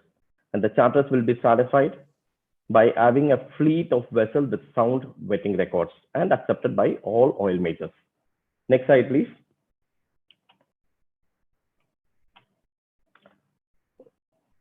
Before we start with the post-trade inspections, ideally the vessel should be ready for any kind of inspections at all time. Hope you all agree with me. It is not that you start preparing the vessel only before a SIRE or a CDI inspection. In most of the cases, the PSC inspectors boards the vessel without prior intimation. So we need to ensure that the vessel is ready at all times by carrying out relevant checks prior arriving any port. So this is more important. So how do we ensure that the vessel is ready, and what tool do we have to ensure that we do not slip through the process? Let's begin with port state control. Based on our past experience, we have classified US, Canada, Russia, Ukraine, China, Australia, New Zealand as an high-risk ports. We have a very robust process and a checklist to ensure that the vessel is well prepared before she arrives any of these high-risk ports. You must have used this checklist on board MAR 11, that is a PSC checklist, to ensure that the vessel is well prepared. So the MAR 11 process is a risk mitigation tool which assists you in preparing the vessel and to ensure that the vessel is fully prepared for a PSC inspections. So do not forget, the key to success here is good preparation. Next slide, please.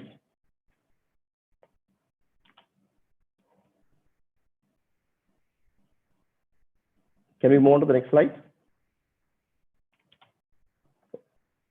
Let's move on to our next segment to discuss the risk mitigation and the risk mitigation tool that is available within the VMS. So this can be subdivided into two categories: onboard risk-based approach and office risk-based approach. While we talk about the onboard risk-based approach, to assist with the process, we have tools like safety self-assessment, navigational audit, weekly and monthly safety inspections, cargo and mooring audits, environmental safety self-assessment, MLC self-assessment. On the other hand, from the office risk-based approach would be by carrying out VIR, marine superintendent visit, safety inspection by the CTEC or QSE, sailing navigation audit, VDR remote audit, engineering audit, etc. So we do have a very rigorous inspection regime, and if these tools are effectively utilized, then by a click of a button, we could depict the true image of the vessel, that the risk, the vessel that poses. So no one knows the ship better than you. You are our eyes and ears. The tools and the checklist are not just tick in a box. So with owner's mindset, with a good teamwork, making the team accountable and empowering each and every officer and crew on board, we can steer towards compliance. Remember again, as I mentioned, key to success is good preparations. Can we move on to the next slide?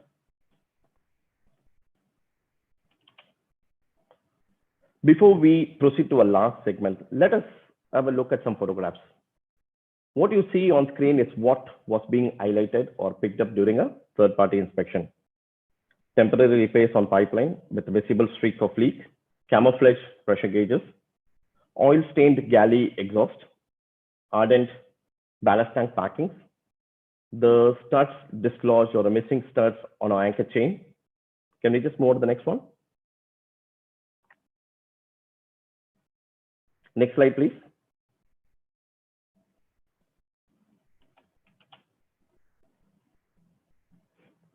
Karen, next slide, please.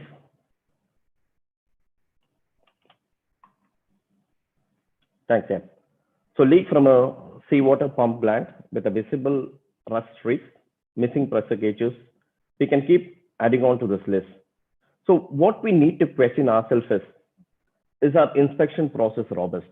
Are we not able to identify this risk or an hazards on board? Let's move on to our last and the most important segment, your role in preparing the vessel. Can we just move on to the next one? As I mentioned earlier, no one knows the ships better than you. You are our eyes and ears. First and foremost, be responsible. Take ownership in what you do. Change the approach. Have a positive attitude. Have a bird's eye view. See things differently and from an inspector point of view. That is more important. To help with the process, we have introduced a fortnightly hazard identification exercise that involves interdepartment members on a roster basis to identify the risk from a third party point of view. So it is important that you identify all potential risks and do approach with a fresh pair of eyes. Do not be complacent that it won't happen to me. Have a clear outlook. Be more vigilant. Be watchful at all times. So while we do so, we need to collaborate as a team. You cannot expect the senior officer to oversee you at all times. Also, it is not a one-man show. It is a teamwork. It is a chain process. So when a compliance check is carried out, there are many layers to it. Several people are involved in the process. Master would relate to the chief officer would relate to the petty officers, petty officer to the subordinates. So we need to collaborate and work as a team to ensure that the compliance checks are carried out diligently. If any one of the process fails, then we have a weak link in our process and it breaks the chain. So we need to identify such weak links and bridge the gap either by rendering a necessary training or by strengthening our internal process. You are our frontline workers, the safety leaders on board. Take ownership, take accountability. The fear of reporting or a blame culture should never be there. Petty officer should empower each and every individual on board. Lead from the front. Do not hesitate to highlight or report if you see anything wrong. Please be reminded that culture is a shadow of the leader. We all are leader in one way. We need to possess and drive a good safety culture on board. Let's join together to steer a boat in the right direction to ensure a flawless service delivery. Next slide, please. Recently, we have introduced many initiatives. What you see on the screen now is a vetting binder and a presentation that we made before the vessel arrived support. Most of you must have seen this during the inspections. Always remember, the first impression is the best impression. Impression of the vessel and the crew start from the moment the inspector boards the vessel at the gangway. Treat the inspector courteously. Give due respect to the inspector. Do not forget that you represent V ships and not as any individual. Next slide, please. SIRE 2.0. So one of the biggest and most anticipated change is the introduction of SIRE 2.0, which is scheduled to be rolled out in April 2022. Most of you must have aware of this, and the new inspection regime is going to be more stringent. It involves like multiple process, the pre-inspection process, where we need to submit an extensive photograph of the vessel conditions, roughly about 40 photographs, upload the certificates even before the inspector boards the vessel, filling out the pre-information questionnaire. Most important aspect is during the inspection, the inspector would verify the closeout and the action taken for the observation that has been raised during the previous inspection. So it is very important to ensure that the previous observations are closed out in an efficient manner. Also, during the inspection process, to support his observation, the inspector would take photographs of the deficiency using an intrinsically safe tablet, which was not in the previous SIRE processes, where he's been allowed to take a safe tablet on board and they will capture everything, whatever he sees on board. The VIK questions also, it's a bit dynamic now. It changes for each inspection. So it has been divided into 3 categories. It has got core, rotational, and a campaign-based questionnaire. So core question will be the same for every inspection. Rotational one, the question generated with a targeted frequencies, like it appears once in every 3rd inspection. The campaign questionnaire is something like which comes out as per the industry trends and campaigns. The next slide, please.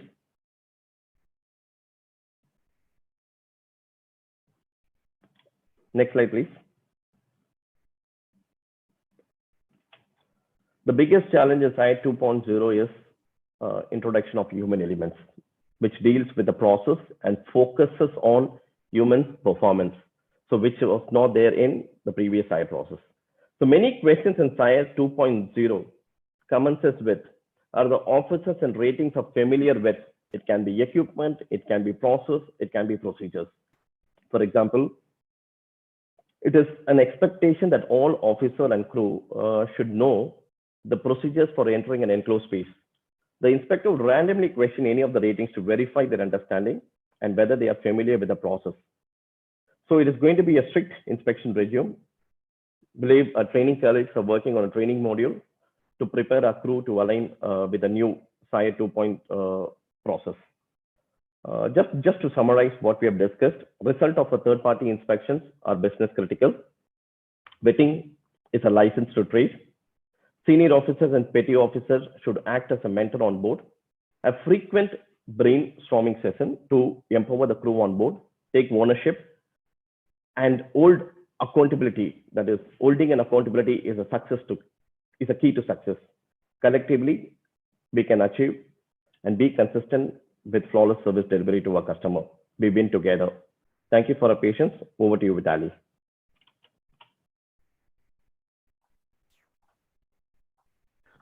Thank you very much, Madan. Very interesting information. Definitely all of us shall be involved and actively participate during the third-party inspection. This will allow, and even during the preparation for the third-party inspection, this will allow us to pass through them successfully. Okay, colleague, now you will be divided randomly in small groups, 2 groups, to discuss 5 things you can do on board your next vessel in order to keep everyone safe. During this discussion, we would ask you to elect your group speaker and discuss and develop 5 things as mentioned above. So what you can do on board the vessel in order to keep everyone safe. And after that, your speaker will present your view to the wider auditory in the main room. Okay, Karen, can you please move us and our participants to the breakout rooms?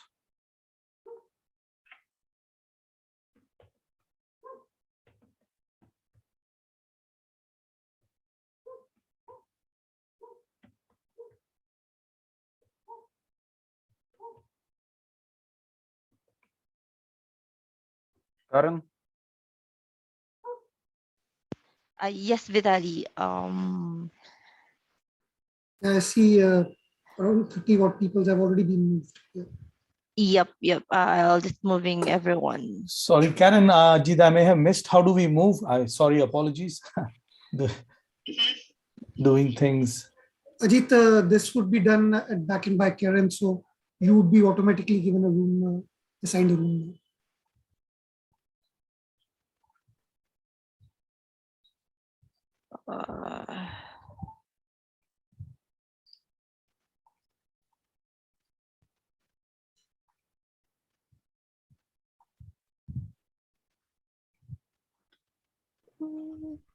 Mid.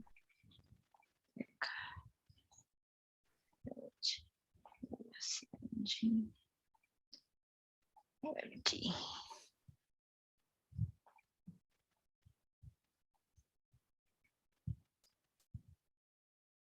Oh.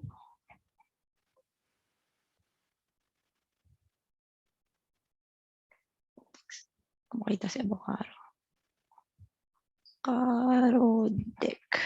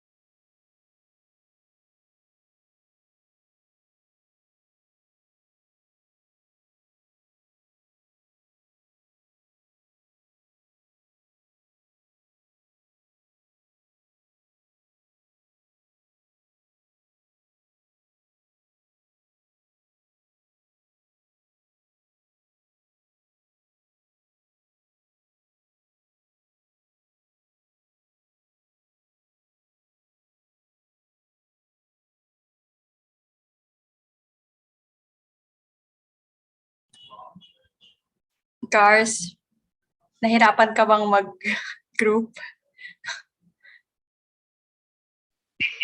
Hindi naman. Yung ano lang, yung huli lang, yung mga tawag dito, mga VSAG. Kasi umaga pa lang tinatanong ko na eh. Hindi nila sinasabi kung saan sila. Okay. So, kung saan mo na lang sila nilagay? Oo. Okay, okay. Ayun. Okay, ayun lang. O siya, Konti na lang, Cars. Konti na lang. Oo nga eh. Alis pa naman ako after this. Anong ganap? Vaccine. Pa-vaccine ako. Ha? Yung booster. Oo, booster. Ah, Sa ano? okay. Yung sa Luneta. Yung drive-thru. Oo. Ikaw lang mag-isa. Hindi, may kasama ako. Okay. Good. Dahil hindi ako makadrive. Hindi ka makadrive? Hindi masyado eh. Sakit talaga tuhod ko, iba. OMG.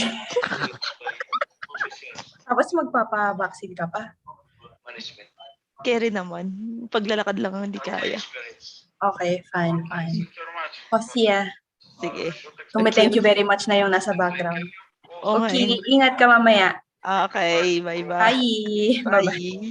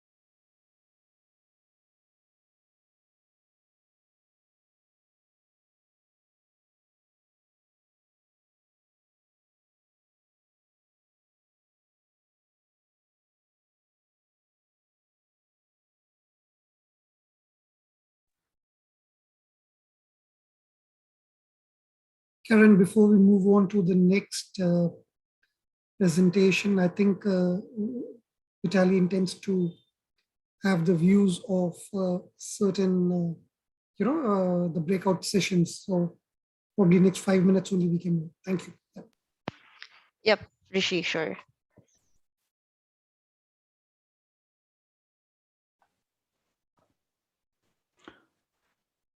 Okay, we're waiting for other colleagues to come back to the main room for the discussion.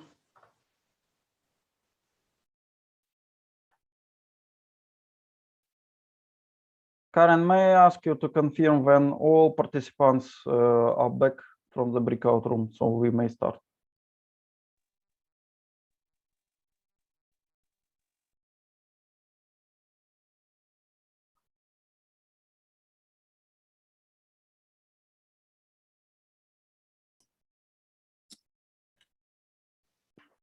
Yep, Vitaly, all participants are now in the main session.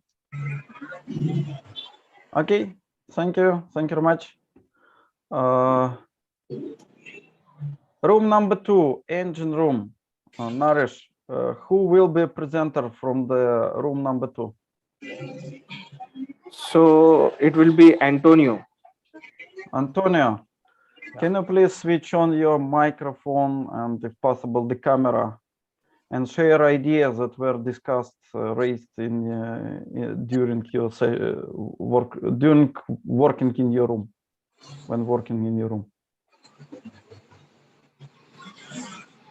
Hello, sir. Good evening. Hello. I'm having a little difficulty of my internet signal. So, but we hear you loud and clear. I tried I switched off my video. It's okay.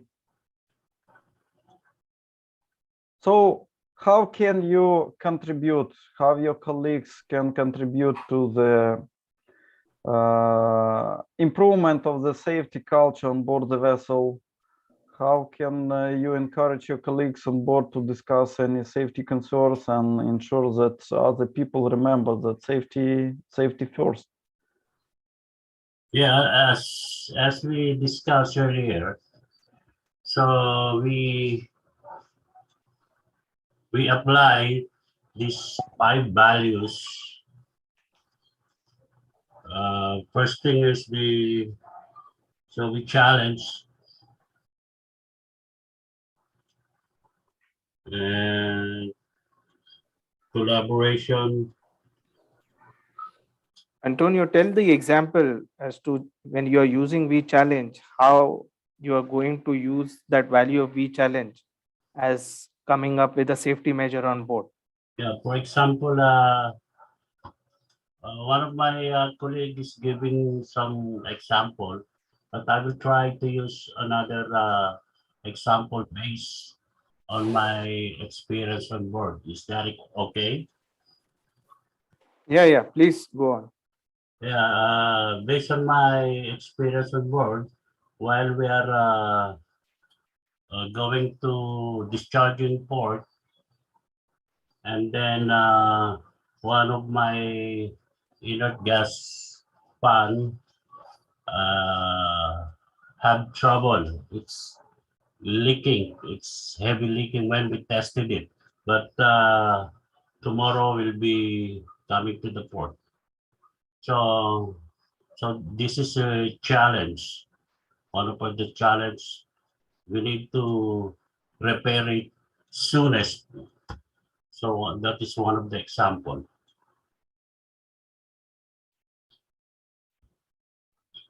I think Antonio, that will be that example. I think it will go more appropriately with the value of we commit and we deliver. I mean, we commit and we will deliver in a timely manner as to whatever is being given to us.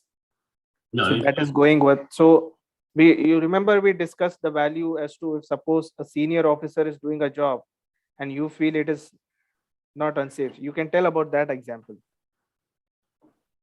Yeah, I think it's also falls in the the challenge value, because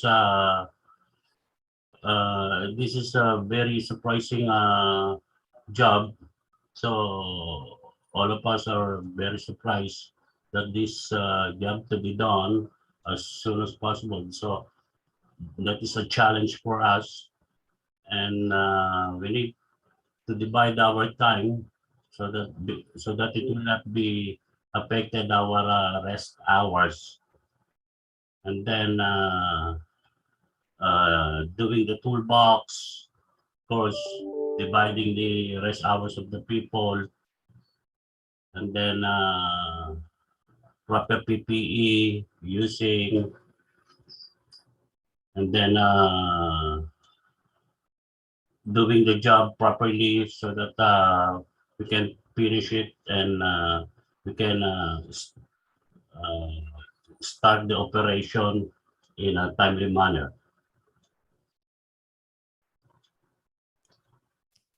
So basically, I think Vitaly, he's covered 3 to 4 points together.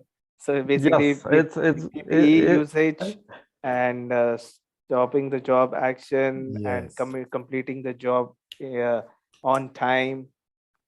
So those are the pointers. Yeah. As far as Thank you, Antonio. Very good examples, the good ideas shared here in this room. All of them will be very helpful to assist in improving of the safety culture on board the vessel and ensure that we all behave in a safe manner. Okay. Vitaly, Ajit, if I may come in. Yes. Just want to comment. No, Antonio, thanks. Naresh, if I were to understand Antonio well, I think I'm looking at a little different perspective. What he's saying is we were faced with that challenge in a positive way, and the team on board took it and they did it. So they managed. So maybe they were working under a constrained time frame, but everybody as a team has completed that task on time by having the correct toolbox meeting in a short time, but in a safe manner. So I'm just looking at it in a little different way, where it is not only challenging somebody from stopping, but also challenging yourself, challenging the professionalism, challenging the skill. So I'm looking at it differently. It's a very good example where he says the team got together, and they committed and delivered. And I'm tying it down to what Madan was saying, that we rely on our ship staff for their experience, for their expertise, for their teamwork, coming together in this tough time. Yeah, that is the nature of the business. But yes, absolutely correct. Doing it safely, collaborating, and then getting it done. So yes, a very good example from a little different perspective, Naresh. Yeah, Yes? absolutely. But Yes. getting it done right and time and safely is what is important. Not cutting any shortcut, but using your professional experience, your background, and yes, and coming It's together. kind of basically clubbing of the values, and not Yes. satisfying. But all of them are connected with Yeah, each that's other. right. Interconnected. Yeah. Yeah. Yes. Okay. Thank you very much. May I ask you the representative of the first group of the deck room, Jeffrey Ramos. Jeffrey, can you please switch on your microphone and camera if possible?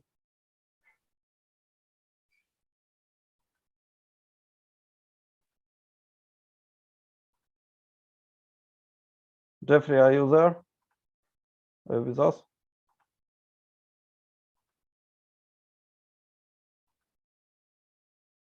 Jeffrey also had a very good example when he was being a part of the job that was stopped for the safety reason. I'm not sure I can. Hi, Vitaly. I was just checking the participant and I think he got disconnected. Okay, so then I may represent those topics that were raised in group one. And also Jeffrey had a good example when he was working on deck, and he observed the electrician working at height without the safety belt, and he asked third mate to advise electrician to stop the job and wear the safety harness to continue with the job. Also, other good ideas that were raised during the discussion, that it's very important or highlighted importance of the toolbox talk conducted before each and every job, because it also assists us to collaborate, exchange of the information, share experience, share knowledges required for the next job in order to conduct it safely. Also, when we sharing our experience during the toolbox talks, we care about the colleagues, because we might know, we never know if they have conducted this kind of job earlier, or they are doing this first time. And if we conduct the toolbox talks before each and every task, so we are consistent. We are consistent when caring about our colleagues, and we consistent when caring about the safety. And also, as one of our colleagues in the group also shared the opinion that properly conducted toolbox talks will result that there will be no need to stop the job later on. I regret that Jeffrey not able to join, was disconnected, because I believe he would be the better guy to express his example, to share his example. But Vitaly, Okay. I know we are running late, but if anybody else Yeah. wants to speak up, let's give him, let's take 5 minutes. If anybody else from the group wants to bring in any other point, and this is the opportunity, let them not feel shy, share with us, talk to us, it's their platform. So if anybody else from the group wants to say, he is most welcome.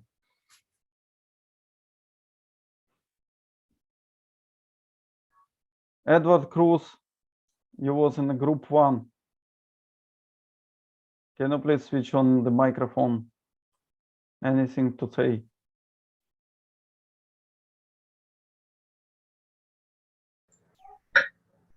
Yes, sir. Do you hear me, sir? Yeah. Yes, sir. For me, sir, as a experience on the company on B shift, I was working for, let's say, 10 years, sir. I already not totally, sir, perfect, but at least 99% of the B shift regulation, and for the safety, I just follow all the rules and regulation.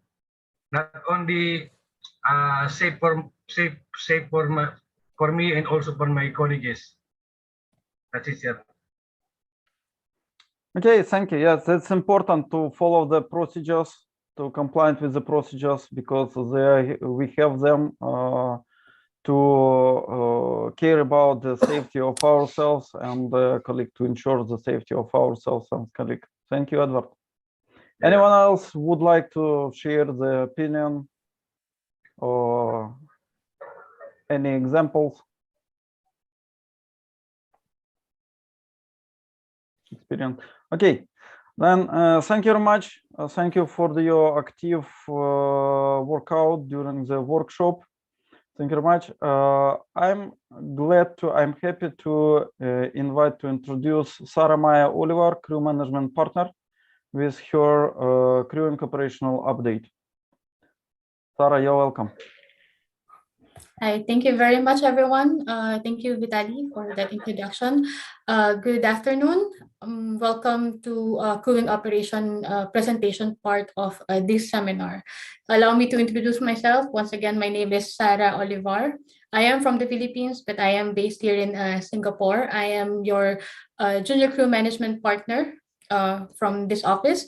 And with me are my colleagues, Anna and Ajit, who are also part of this seminar. So I think we're already in the last part of the presentation or the seminar. And I'd like first to thank you all for sharing your afternoon with us, so we can provide you with some updates from the crewing side. So for our topics for today, we will actually be discussing COVID updates, or we will have an overview with regards to our COVID or how we handle COVID within the company. We will also be providing you an overview on how our company is addressing the mental health well-being of our seafarers. Of course, we will also be giving you like a brief or very short introduction on VCrew app, which I think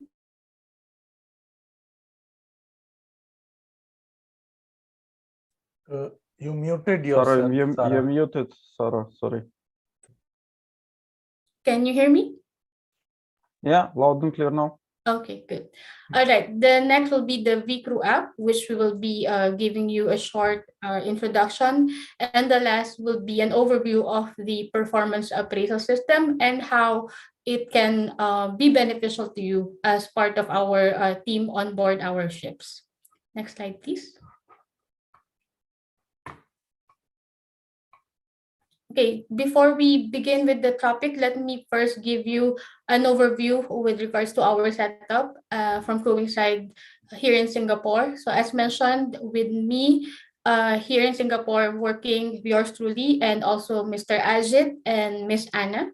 So we also have our planning managers and they deal, of course, with the lineup of each crew for the crew of each vessel assigned to them. So in BGI Novo, we have Dennis. In Riga, we have Alex. In India, we have Anand and Pawan. And in St. Petersburg, we have Olga and Svetlana. So these are the list of the vessels that you can see that are assigned to each planning managers. And together with our planning managers, we also have their corresponding mobilization teams and vessel coordinators. And they help in ensuring that all the mandatory statutory requirements for you are fulfilled before you join your next vessel assignment, which I'm sure majority of you or all of you are also coordinating with before your embarkation. So myself, Anna, and Ajit are your crew management partners. We are here to provide you with immediate support, especially on high-level cases or urgent situation while you are on board. And of course, we work this out with your technical teams and your planning managers. So this is just a short introduction of our team. Then we can go to our next topic, which is the COVID updates.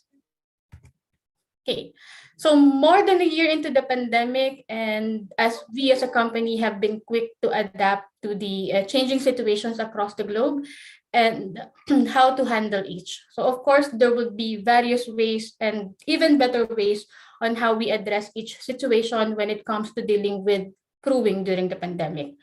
But we also recognize how our COVID response have been able to support our seafarers and customers over the past 2 years already.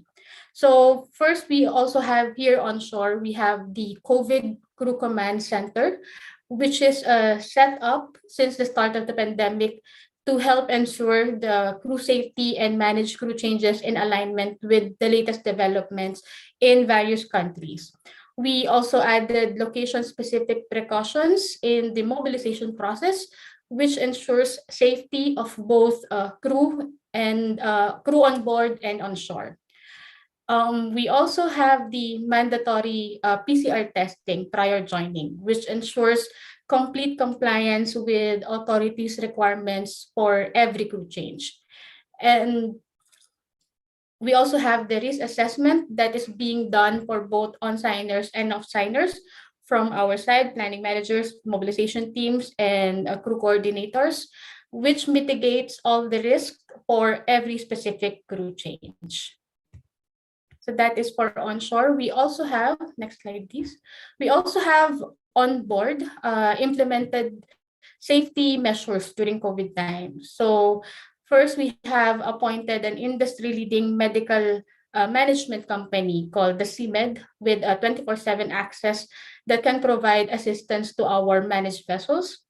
And we also have the Employee Assistance Program through our ComSite, which is dedicated to providing mental well-being and health advice to our crew. We also have the weekly COVID crew change updates and crew change plans sent to the vessel, which keeps them updated on new developments, when are they going to sign off, what is the status on the next coming ports and all that. And then we actually get updates from our CEO of crew management to seafarers on board and on shore from time to time. And of course, we have the on-hand and effective engagement with onboard crew, including providing necessary PPE like masks, safety goggles, disposable overalls, exam gloves, and etc. And as well as COVID-19 rapid testing kits is available for our full management vessels. On board, we also, as part of our COVID response, we also carry out twice daily temperature checks for all the crew using the ship's form, which is the ADM 38. And then the report of the result should be, of course, relayed to our management office. There is also a ship-specific isolation plan that is established for the vessel.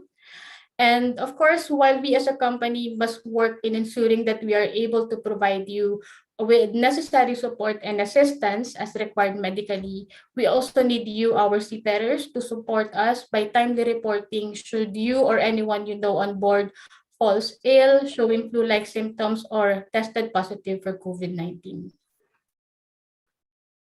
Next slide, please. Okay.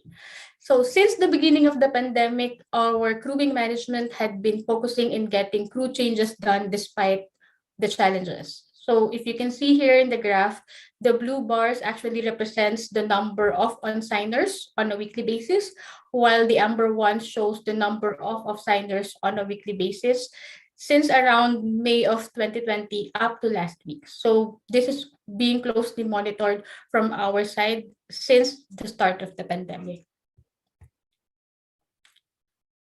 And then looking at the crew changes by port country, highest remains to be at Singapore. We can observe more countries are starting to allow crew change, but we are still in the middle of the pandemic. Hence, very strict processes and regulations are required to be complied before we are able to do each successful crew change.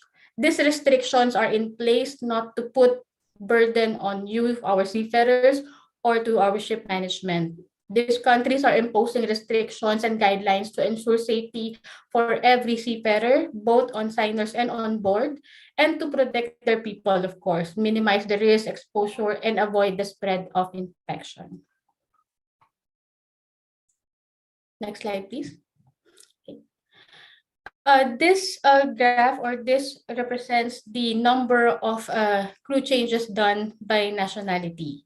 So we still ask for your understanding as we in crewing continue to face various challenges in doing crew change during this pandemic. And while we also recognize the efforts of our crewing team in minimizing the number of extended crew, we also need to continue our efforts in making sure that you, our seafarers, can go home safely and timely. Next slide. Okay. So we have discussed the physical well-being, ensuring healthy and safe seafarers on board. Now we will touch upon another health aspect, which is your mental well-being. So we have on board, as I've mentioned before or earlier, the Employee Assistance Program or EAP. So this provides 24/7 support. You can get confidential and emotional support. It can be done online via phone call on issues that matters most to you, like relationships, family, parenting, and health. So while we focus on your health and your safety, please do remember that your mental health is also our priority and should also be your priority. So please make use of this available resource, and we in Bishops are here to support you as well. Next slide, please. Okay, so as part of the COVID-19 crewing measures, I just want to give you also few updates on what have changed or what we have done in the most recent in order to address this pandemic. So all face-to-face meetings have been minimized, and we have moved to digital solutions, either via video conference, which we are doing now thanks to the technology, to the maximum extent possible. Prior embarkation, for your each mobilization teams or your vessel coordinators, you can also expect a pre-mobilization orientation session. So this is being conducted prior your boarding, which focuses on topics like minimizing infection or risk before and during your mobilization and while you are on board, the importance of COVID-19 vaccination, the reducing transmission possibility to seafarers and to your colleagues on shore during the process of mobilization. This also tackles how important it is that we observe our safety protocols, safety procedures, so that we can avoid cancellation of planned crew changes and help timely relieving of overdue seafarers. And of course, if we are able to do that, we can also reduce the financial impact of every failed crew changes on all parties. That includes our owners, managers, and of course the seafarers. And most importantly, it reduces the emotional impact of failed crew changes on seafarers. Next, please.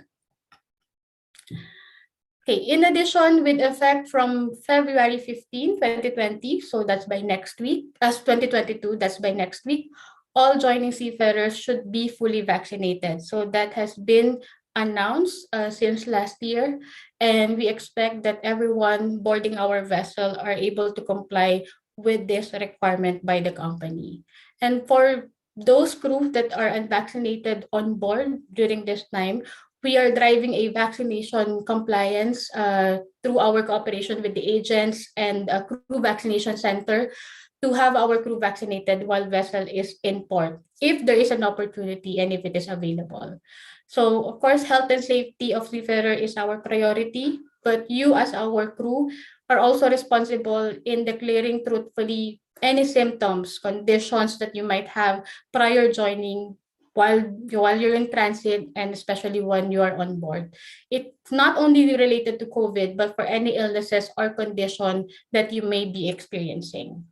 We also have to remember that once you are on board, because of the pandemic, all the other countries are giving a lot of restrictions when it comes to medical assistance. So while it is a challenge, of course, we as a company will always be here to guide and to support the vessel on how we can attend to the crew's needs and requirements. But it is important that each and every one of us, especially the crew on board, are equally taking responsibility in practicing personal safety, hygiene, and the minimum safety standards that we are endorsing, or we are announcing to all of you. Next, please. Okay, next in our topic is the vCrew Connect app. If you haven't downloaded it, please do. It's available in both your iPhones and in your Androids. It's very easy to use, the VConnect app. You just search for it in your mobile phones. This is now being used by our seafarers so that we can all connect online, and then it also minimizes the risk of spreading COVID by minimizing the face-to-face interaction when it comes to mobilization or when it comes to completing documents of our seafarers. So the V app, next slide please. So the VConnect app benefits you in such a way that we are able to give you an overview with regards to your training matrix, what missing trainings you are still need to comply. You can also communicate with your mobilization cell on these trainings, and then you can plan them, and then you'll be able to execute and complete them through this application. So we highly encourage every one of you to please do make use of this tool, as this will be very helpful for you, especially during this time for your mobilization. Next slide, please. Okay. For your next vessel assignment, it's also important that you are able to we are able to do advanced rotation planning for you. So this application can also help not only you, but also our team from short side, so that we can comply and have a timely mobilization. And then for your crew change planning in convenient ports, crew welfare on board and shore, and you can also view here your performance management and career development plan. And then for you as a seafarer, for your next availability, please ensure that you also inform the master when you are available to join prior to your disembarkation, to your crew coordinators during your debriefing. You can also inform to your crew relations by phone, and of course, the Crew Connect app can also be used in order to inform your next availability.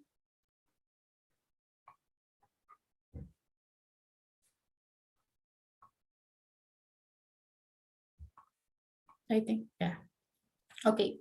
So as a seafarer, as I have advised, you are equally responsible in ensuring the timely mobilization for you, so that when you are being planned, when there is a plan already in place, we can execute and you can safely join the vessel. And that is also by providing your availability and making sure that there is timely renewal of your documents, your passport, your Siemens book, and your STCW documents. You are equally responsible in making sure that these are being renewed timely. And of course, please coordinate with our mobilization team when it comes to your missing requirements, like your pre-employment medical, visa requirements, other mandatory trainings that you need to do, and also the flag state documents and PCR tests, which should be coordinated from our side, from shore team. If you think that you are missing some of the documents, please do not hesitate to reach out to your respective mobilization team.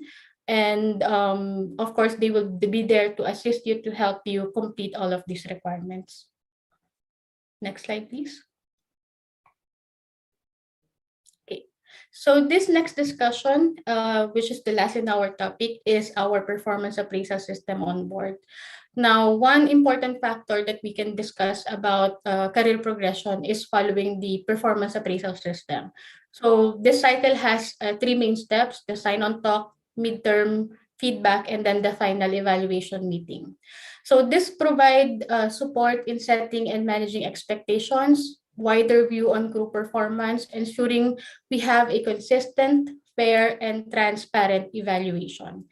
As a seafarer, it is always up to you to take charge of your career by ensuring that your performance appraisal is observed for you. Next slide. Next slide, please. Okay, so we have here the factors that are being considered and influencing the performance appraisal, and how measurement is done from being outstanding to unacceptable. So let us be reminded that you, as the person on board, are equally responsible in making sure that you go through the performance cycle as soon as you board the vessel until you disembark. Have that honest discussion with your supervisor. Ensure that you are complying as required when it comes to doing specific tasks on board and observing safety while on the job. So set up clear expectations, and that can help also influence a good working relationship with your colleagues, with your supervisors, ensures compliance, it promotes trust, and also respect among your peers and among your supervisors. So please take note also, of course, safety is very important. When it comes to taking charge of your career, there is no hierarchy here. Each rank on board is as important when it comes to making sure that we have, or we can see, career progression uh, all throughout the ranks of on board our vessels. So I know that when it comes to career progression, it's also highly dependent maybe on the COC, yes, but as a seafarer, what we can do here during the performance appraisal system is making sure that we do our job in the best manner possible from our side. We always excel. We provide all, or we are able to provide the level best standard that we are able to do when working on board our vessels. So please, as a seafarer on board, take charge of your career, speak up, talk to your supervisors, accept the feedback and use it. You can use it, challenge yourself so that you can improve further. So this is our way to encourage you in making sure that you as a seafarer would also follow the performance appraisal cycle on board our vessels. So that's it from my side. Thank you very much. Thank you, Sarah. Thank you for this important update on crewing and mobilization processes. Also, just a reminder about the importance of the vaccinations against the COVID-19. This will assist us and our colleagues on board the vessel to avoid cancellation of the planned crew changes and also help timely relief of overdue seafarers, and also will give us a chance, not the 100% protection against the disease, but definitely this will reduce the likelihood of in case of infection. Okay, colleague, any questions? This is the time for your questions, and we will be happy to answer them. Now it's open forum for your questions. Any questions you would like to raise regarding the safety aspects on board the vessel or crew mobilization? Okay, we have some questions from Hernani.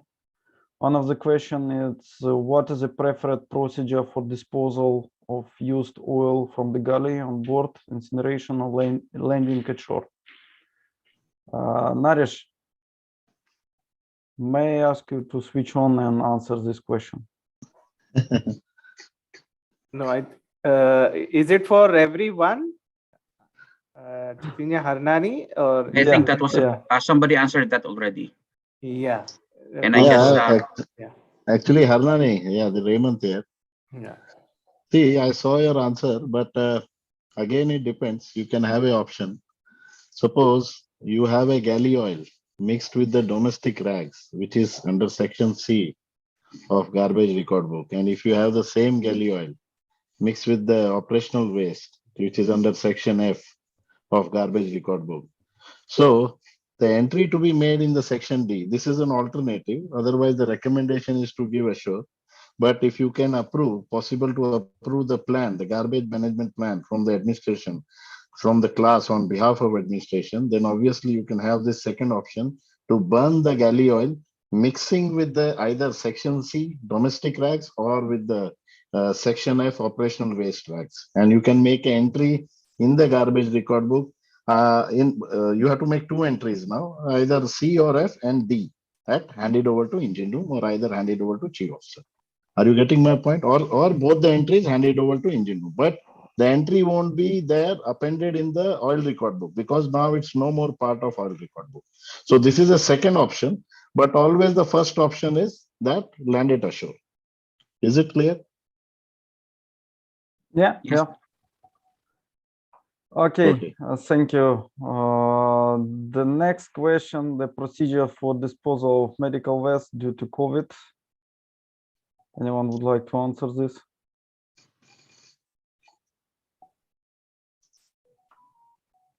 I think so. Raymond here, the medical waste also we have to understand whether it is infectious or non-infectious. But what I know that MEPC resolution 22764 as per IMO gives the guideline for the liquid medical waste which may be disposed or by discharging them into the sanitary system. So all sewage should be managed with the assumption that it will contain human pathogens such as thermotolerant coliforms and therefore be treated through the ship sewage plant. So this is a medical waste disposal, a little bit mentioned in the MEPC resolution 22764. Also, infectious waste can be safely stored or sterilized. Example, you can use steam and can be even suitably packaged for the ultimate disposal ashore. And it can be labeled separately, it can be labeled, and ships can properly equipped may also incinerate paper and cloth-based medical waste, but not plastic and wet materials if it is incorporated with that medical waste. Clear? I believe this is what I understand with the present situation on board. So are the crew allowed to incinerate it? Yeah, as I said, if it is not a waste, doesn't made up of plastic or a wet material or something like that, but I think so you can incinerate if it's a paper waste or a cloth-based medical waste. That's quite clear. Okay, thank you, Raymond, for answering this question. I believe the other questions may be very specific for the engine room department operations, so probably Hernani, you can contact Raymond or Naresh separately and discuss those questions. Yeah, this also is very simple. Yeah, he's very much right. Chlorine based are not allowed because of they reduce the bacteria levels. But if it is USCG, we have to follow Environmental Protection Act, and they have the type 1, type 2, and type 3 sewage plants. Type 3, usually we don't need treatment. Type 2, you can use the chlorine tablets. But the catch here is that there is a separate circular on this, that is 15955, which talks about the analytical testing of effluent. And we have a maximum limit, and that is the 0.5 mg per liter. So administration should be satisfied that the best technical practices used to keep this chlorine as a disinfectant residue in the effluent below 0.5 mg per liter. Okay. Is it clear? Thank you. Yeah, clear, quite clear. And I saw early in the chat also there was a question raised. How company may share the SIRE results, SIRE inspection results with the crew? How this is normally done? May I ask you, Madan Babu Krison, to answer this question? I noticed somewhere in the chat box Hi, there was a question. Yeah. Yes. Yeah, that's a good question by I think Ernani and Dante. Thanks for raising it. Yes, we are sending out a monthly betting and PLC promulgations to the vessel, which highlights the number of inspections that's been carried out for that month with the SIRE and the PSC, including the observation that has been noted with a responsible officers who should carry out the test. So we are circulating this on a monthly basis so that they can carry out a compliance checks on board, and they can come back with us with the completed checklist and with a relevant photograph or a document mentioning that these checks have been carried out. So we indicate the responsible officer also who can carry out the test. So additionally, on a quarterly basis, we list out all the high risk observations and the repeated observation in the fleet. So that has also been sent out on a quarterly basis. On an annual basis, same, whatever the statistics for the year, along with high risk observation, repeated observations that has been noted for the entire year, along with a comparison between the industry and VSAG, that is like Singapore office, how we are performing against the industry. So like high risk observations against the industry, repeated observations against the industry. So these have been promulgated to all the vessels in VSAGs. So the guys who has worked or who have sailed here, so definitely must be aware of this. But glad you raised it. And I could see one more question on the SIRE 2.0, the training. Yes, we are working on that, familiarization training that needs as per 2.0, that will be circulated in a short while. But we are engaging with the vessel personally to discuss on the new process, on the SIRE 2.0 process, as how we have been go about it and what changes and how to prepare for this new process, because this not been tested. So SIRE 2.0 will be coming only on April 2022. So we will have to see how the industry progresses. So there's a lot of things that needs to be done, but we are preparing our crew to go for the SIRE 2.0. First, this is clear here. Yeah, it's clear. Thank you, Madan. Thank you very much. Okay, colleague, I would like to thank you for making up the time to participate in this very efficient and actively driven seminar. Just kind reminder for you that company expects that you will behave in a safe manner on board the vessel, that you will participate in the improvement of the safety culture on board the vessel. Be reminded about the procedures and the processes we have in the company there for the reason just to keep everyone safe. Do not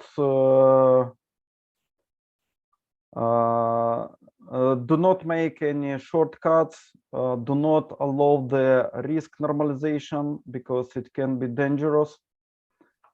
It can be dangerous. Sorry.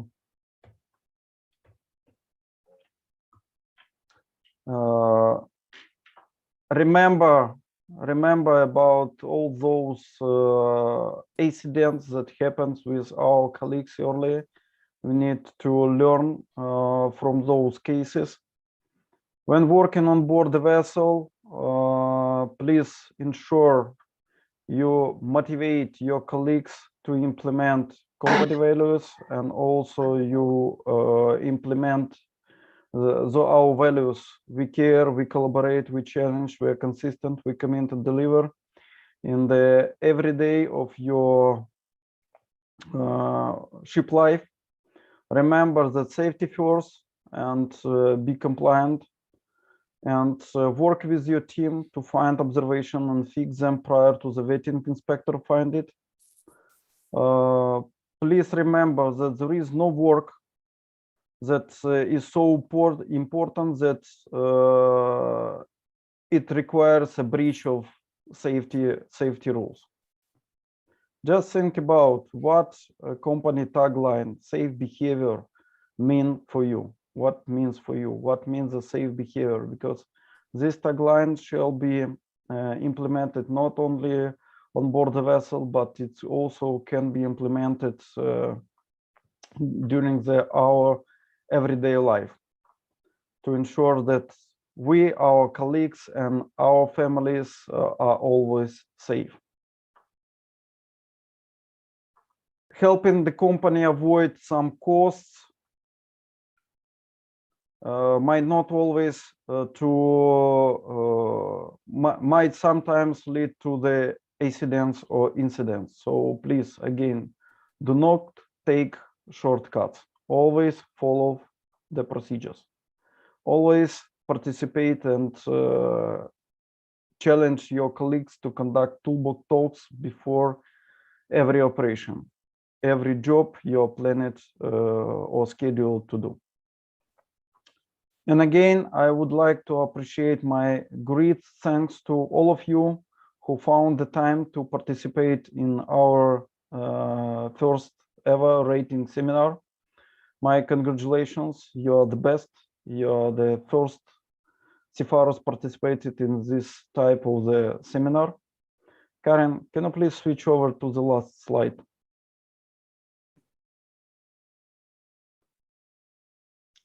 And thanks again for attending this seminar.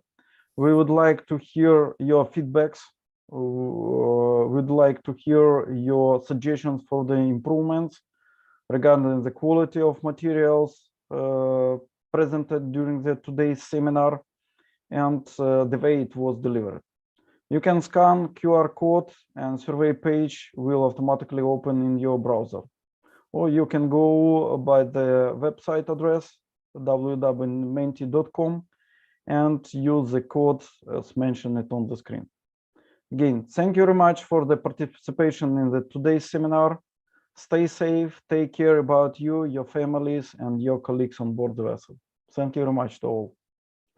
Also, I'm very thankful to our presenters today, to our speakers today, for their support, for your support, and sharing of the very valuable and interesting information. Thank you very much.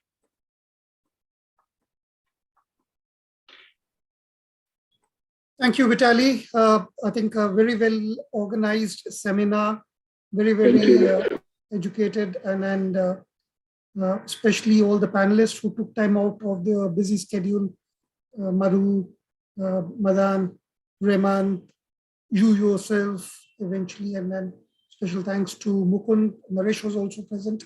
So thank you very much, all of you, for lovely presentation. Special thanks to all attendees, participants, all seafarers. As Vitali rightly mentioned, that this is the first seminar we are holding for our rating colleagues. And we would continue more of these sessions on a regular basis. But definitely once the situation improves, it is going to be more face-to-face. So thank you, everyone. Thanks for taking out your time of your vacation. Be safe and look forward to see you on face-to-face very, very soon. Thanks, Vitali. Good job. Thank you very much. Bye. Take care. Thank you, Have a nice everyone. day ahead. Bye. Yeah, thank you. Bye, everyone. Thank you. Good evening.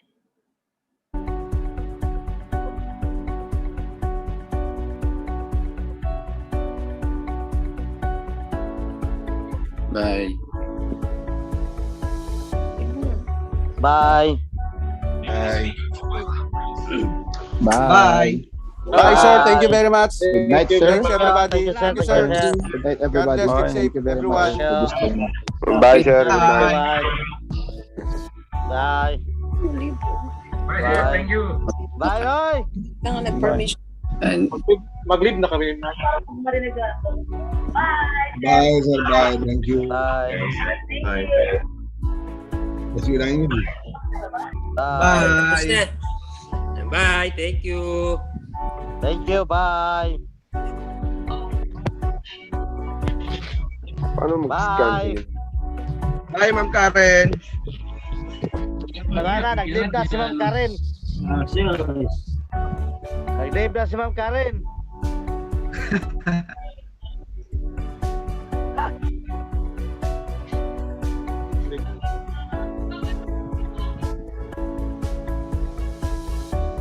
Na tayo na iwan, 30 na lang, 71 kanina ba? Leave na tayo. Natapos Thank you, bye-bye. Mga kabayan, bye-bye na. Okay, bye. Good evening, mga kabayan.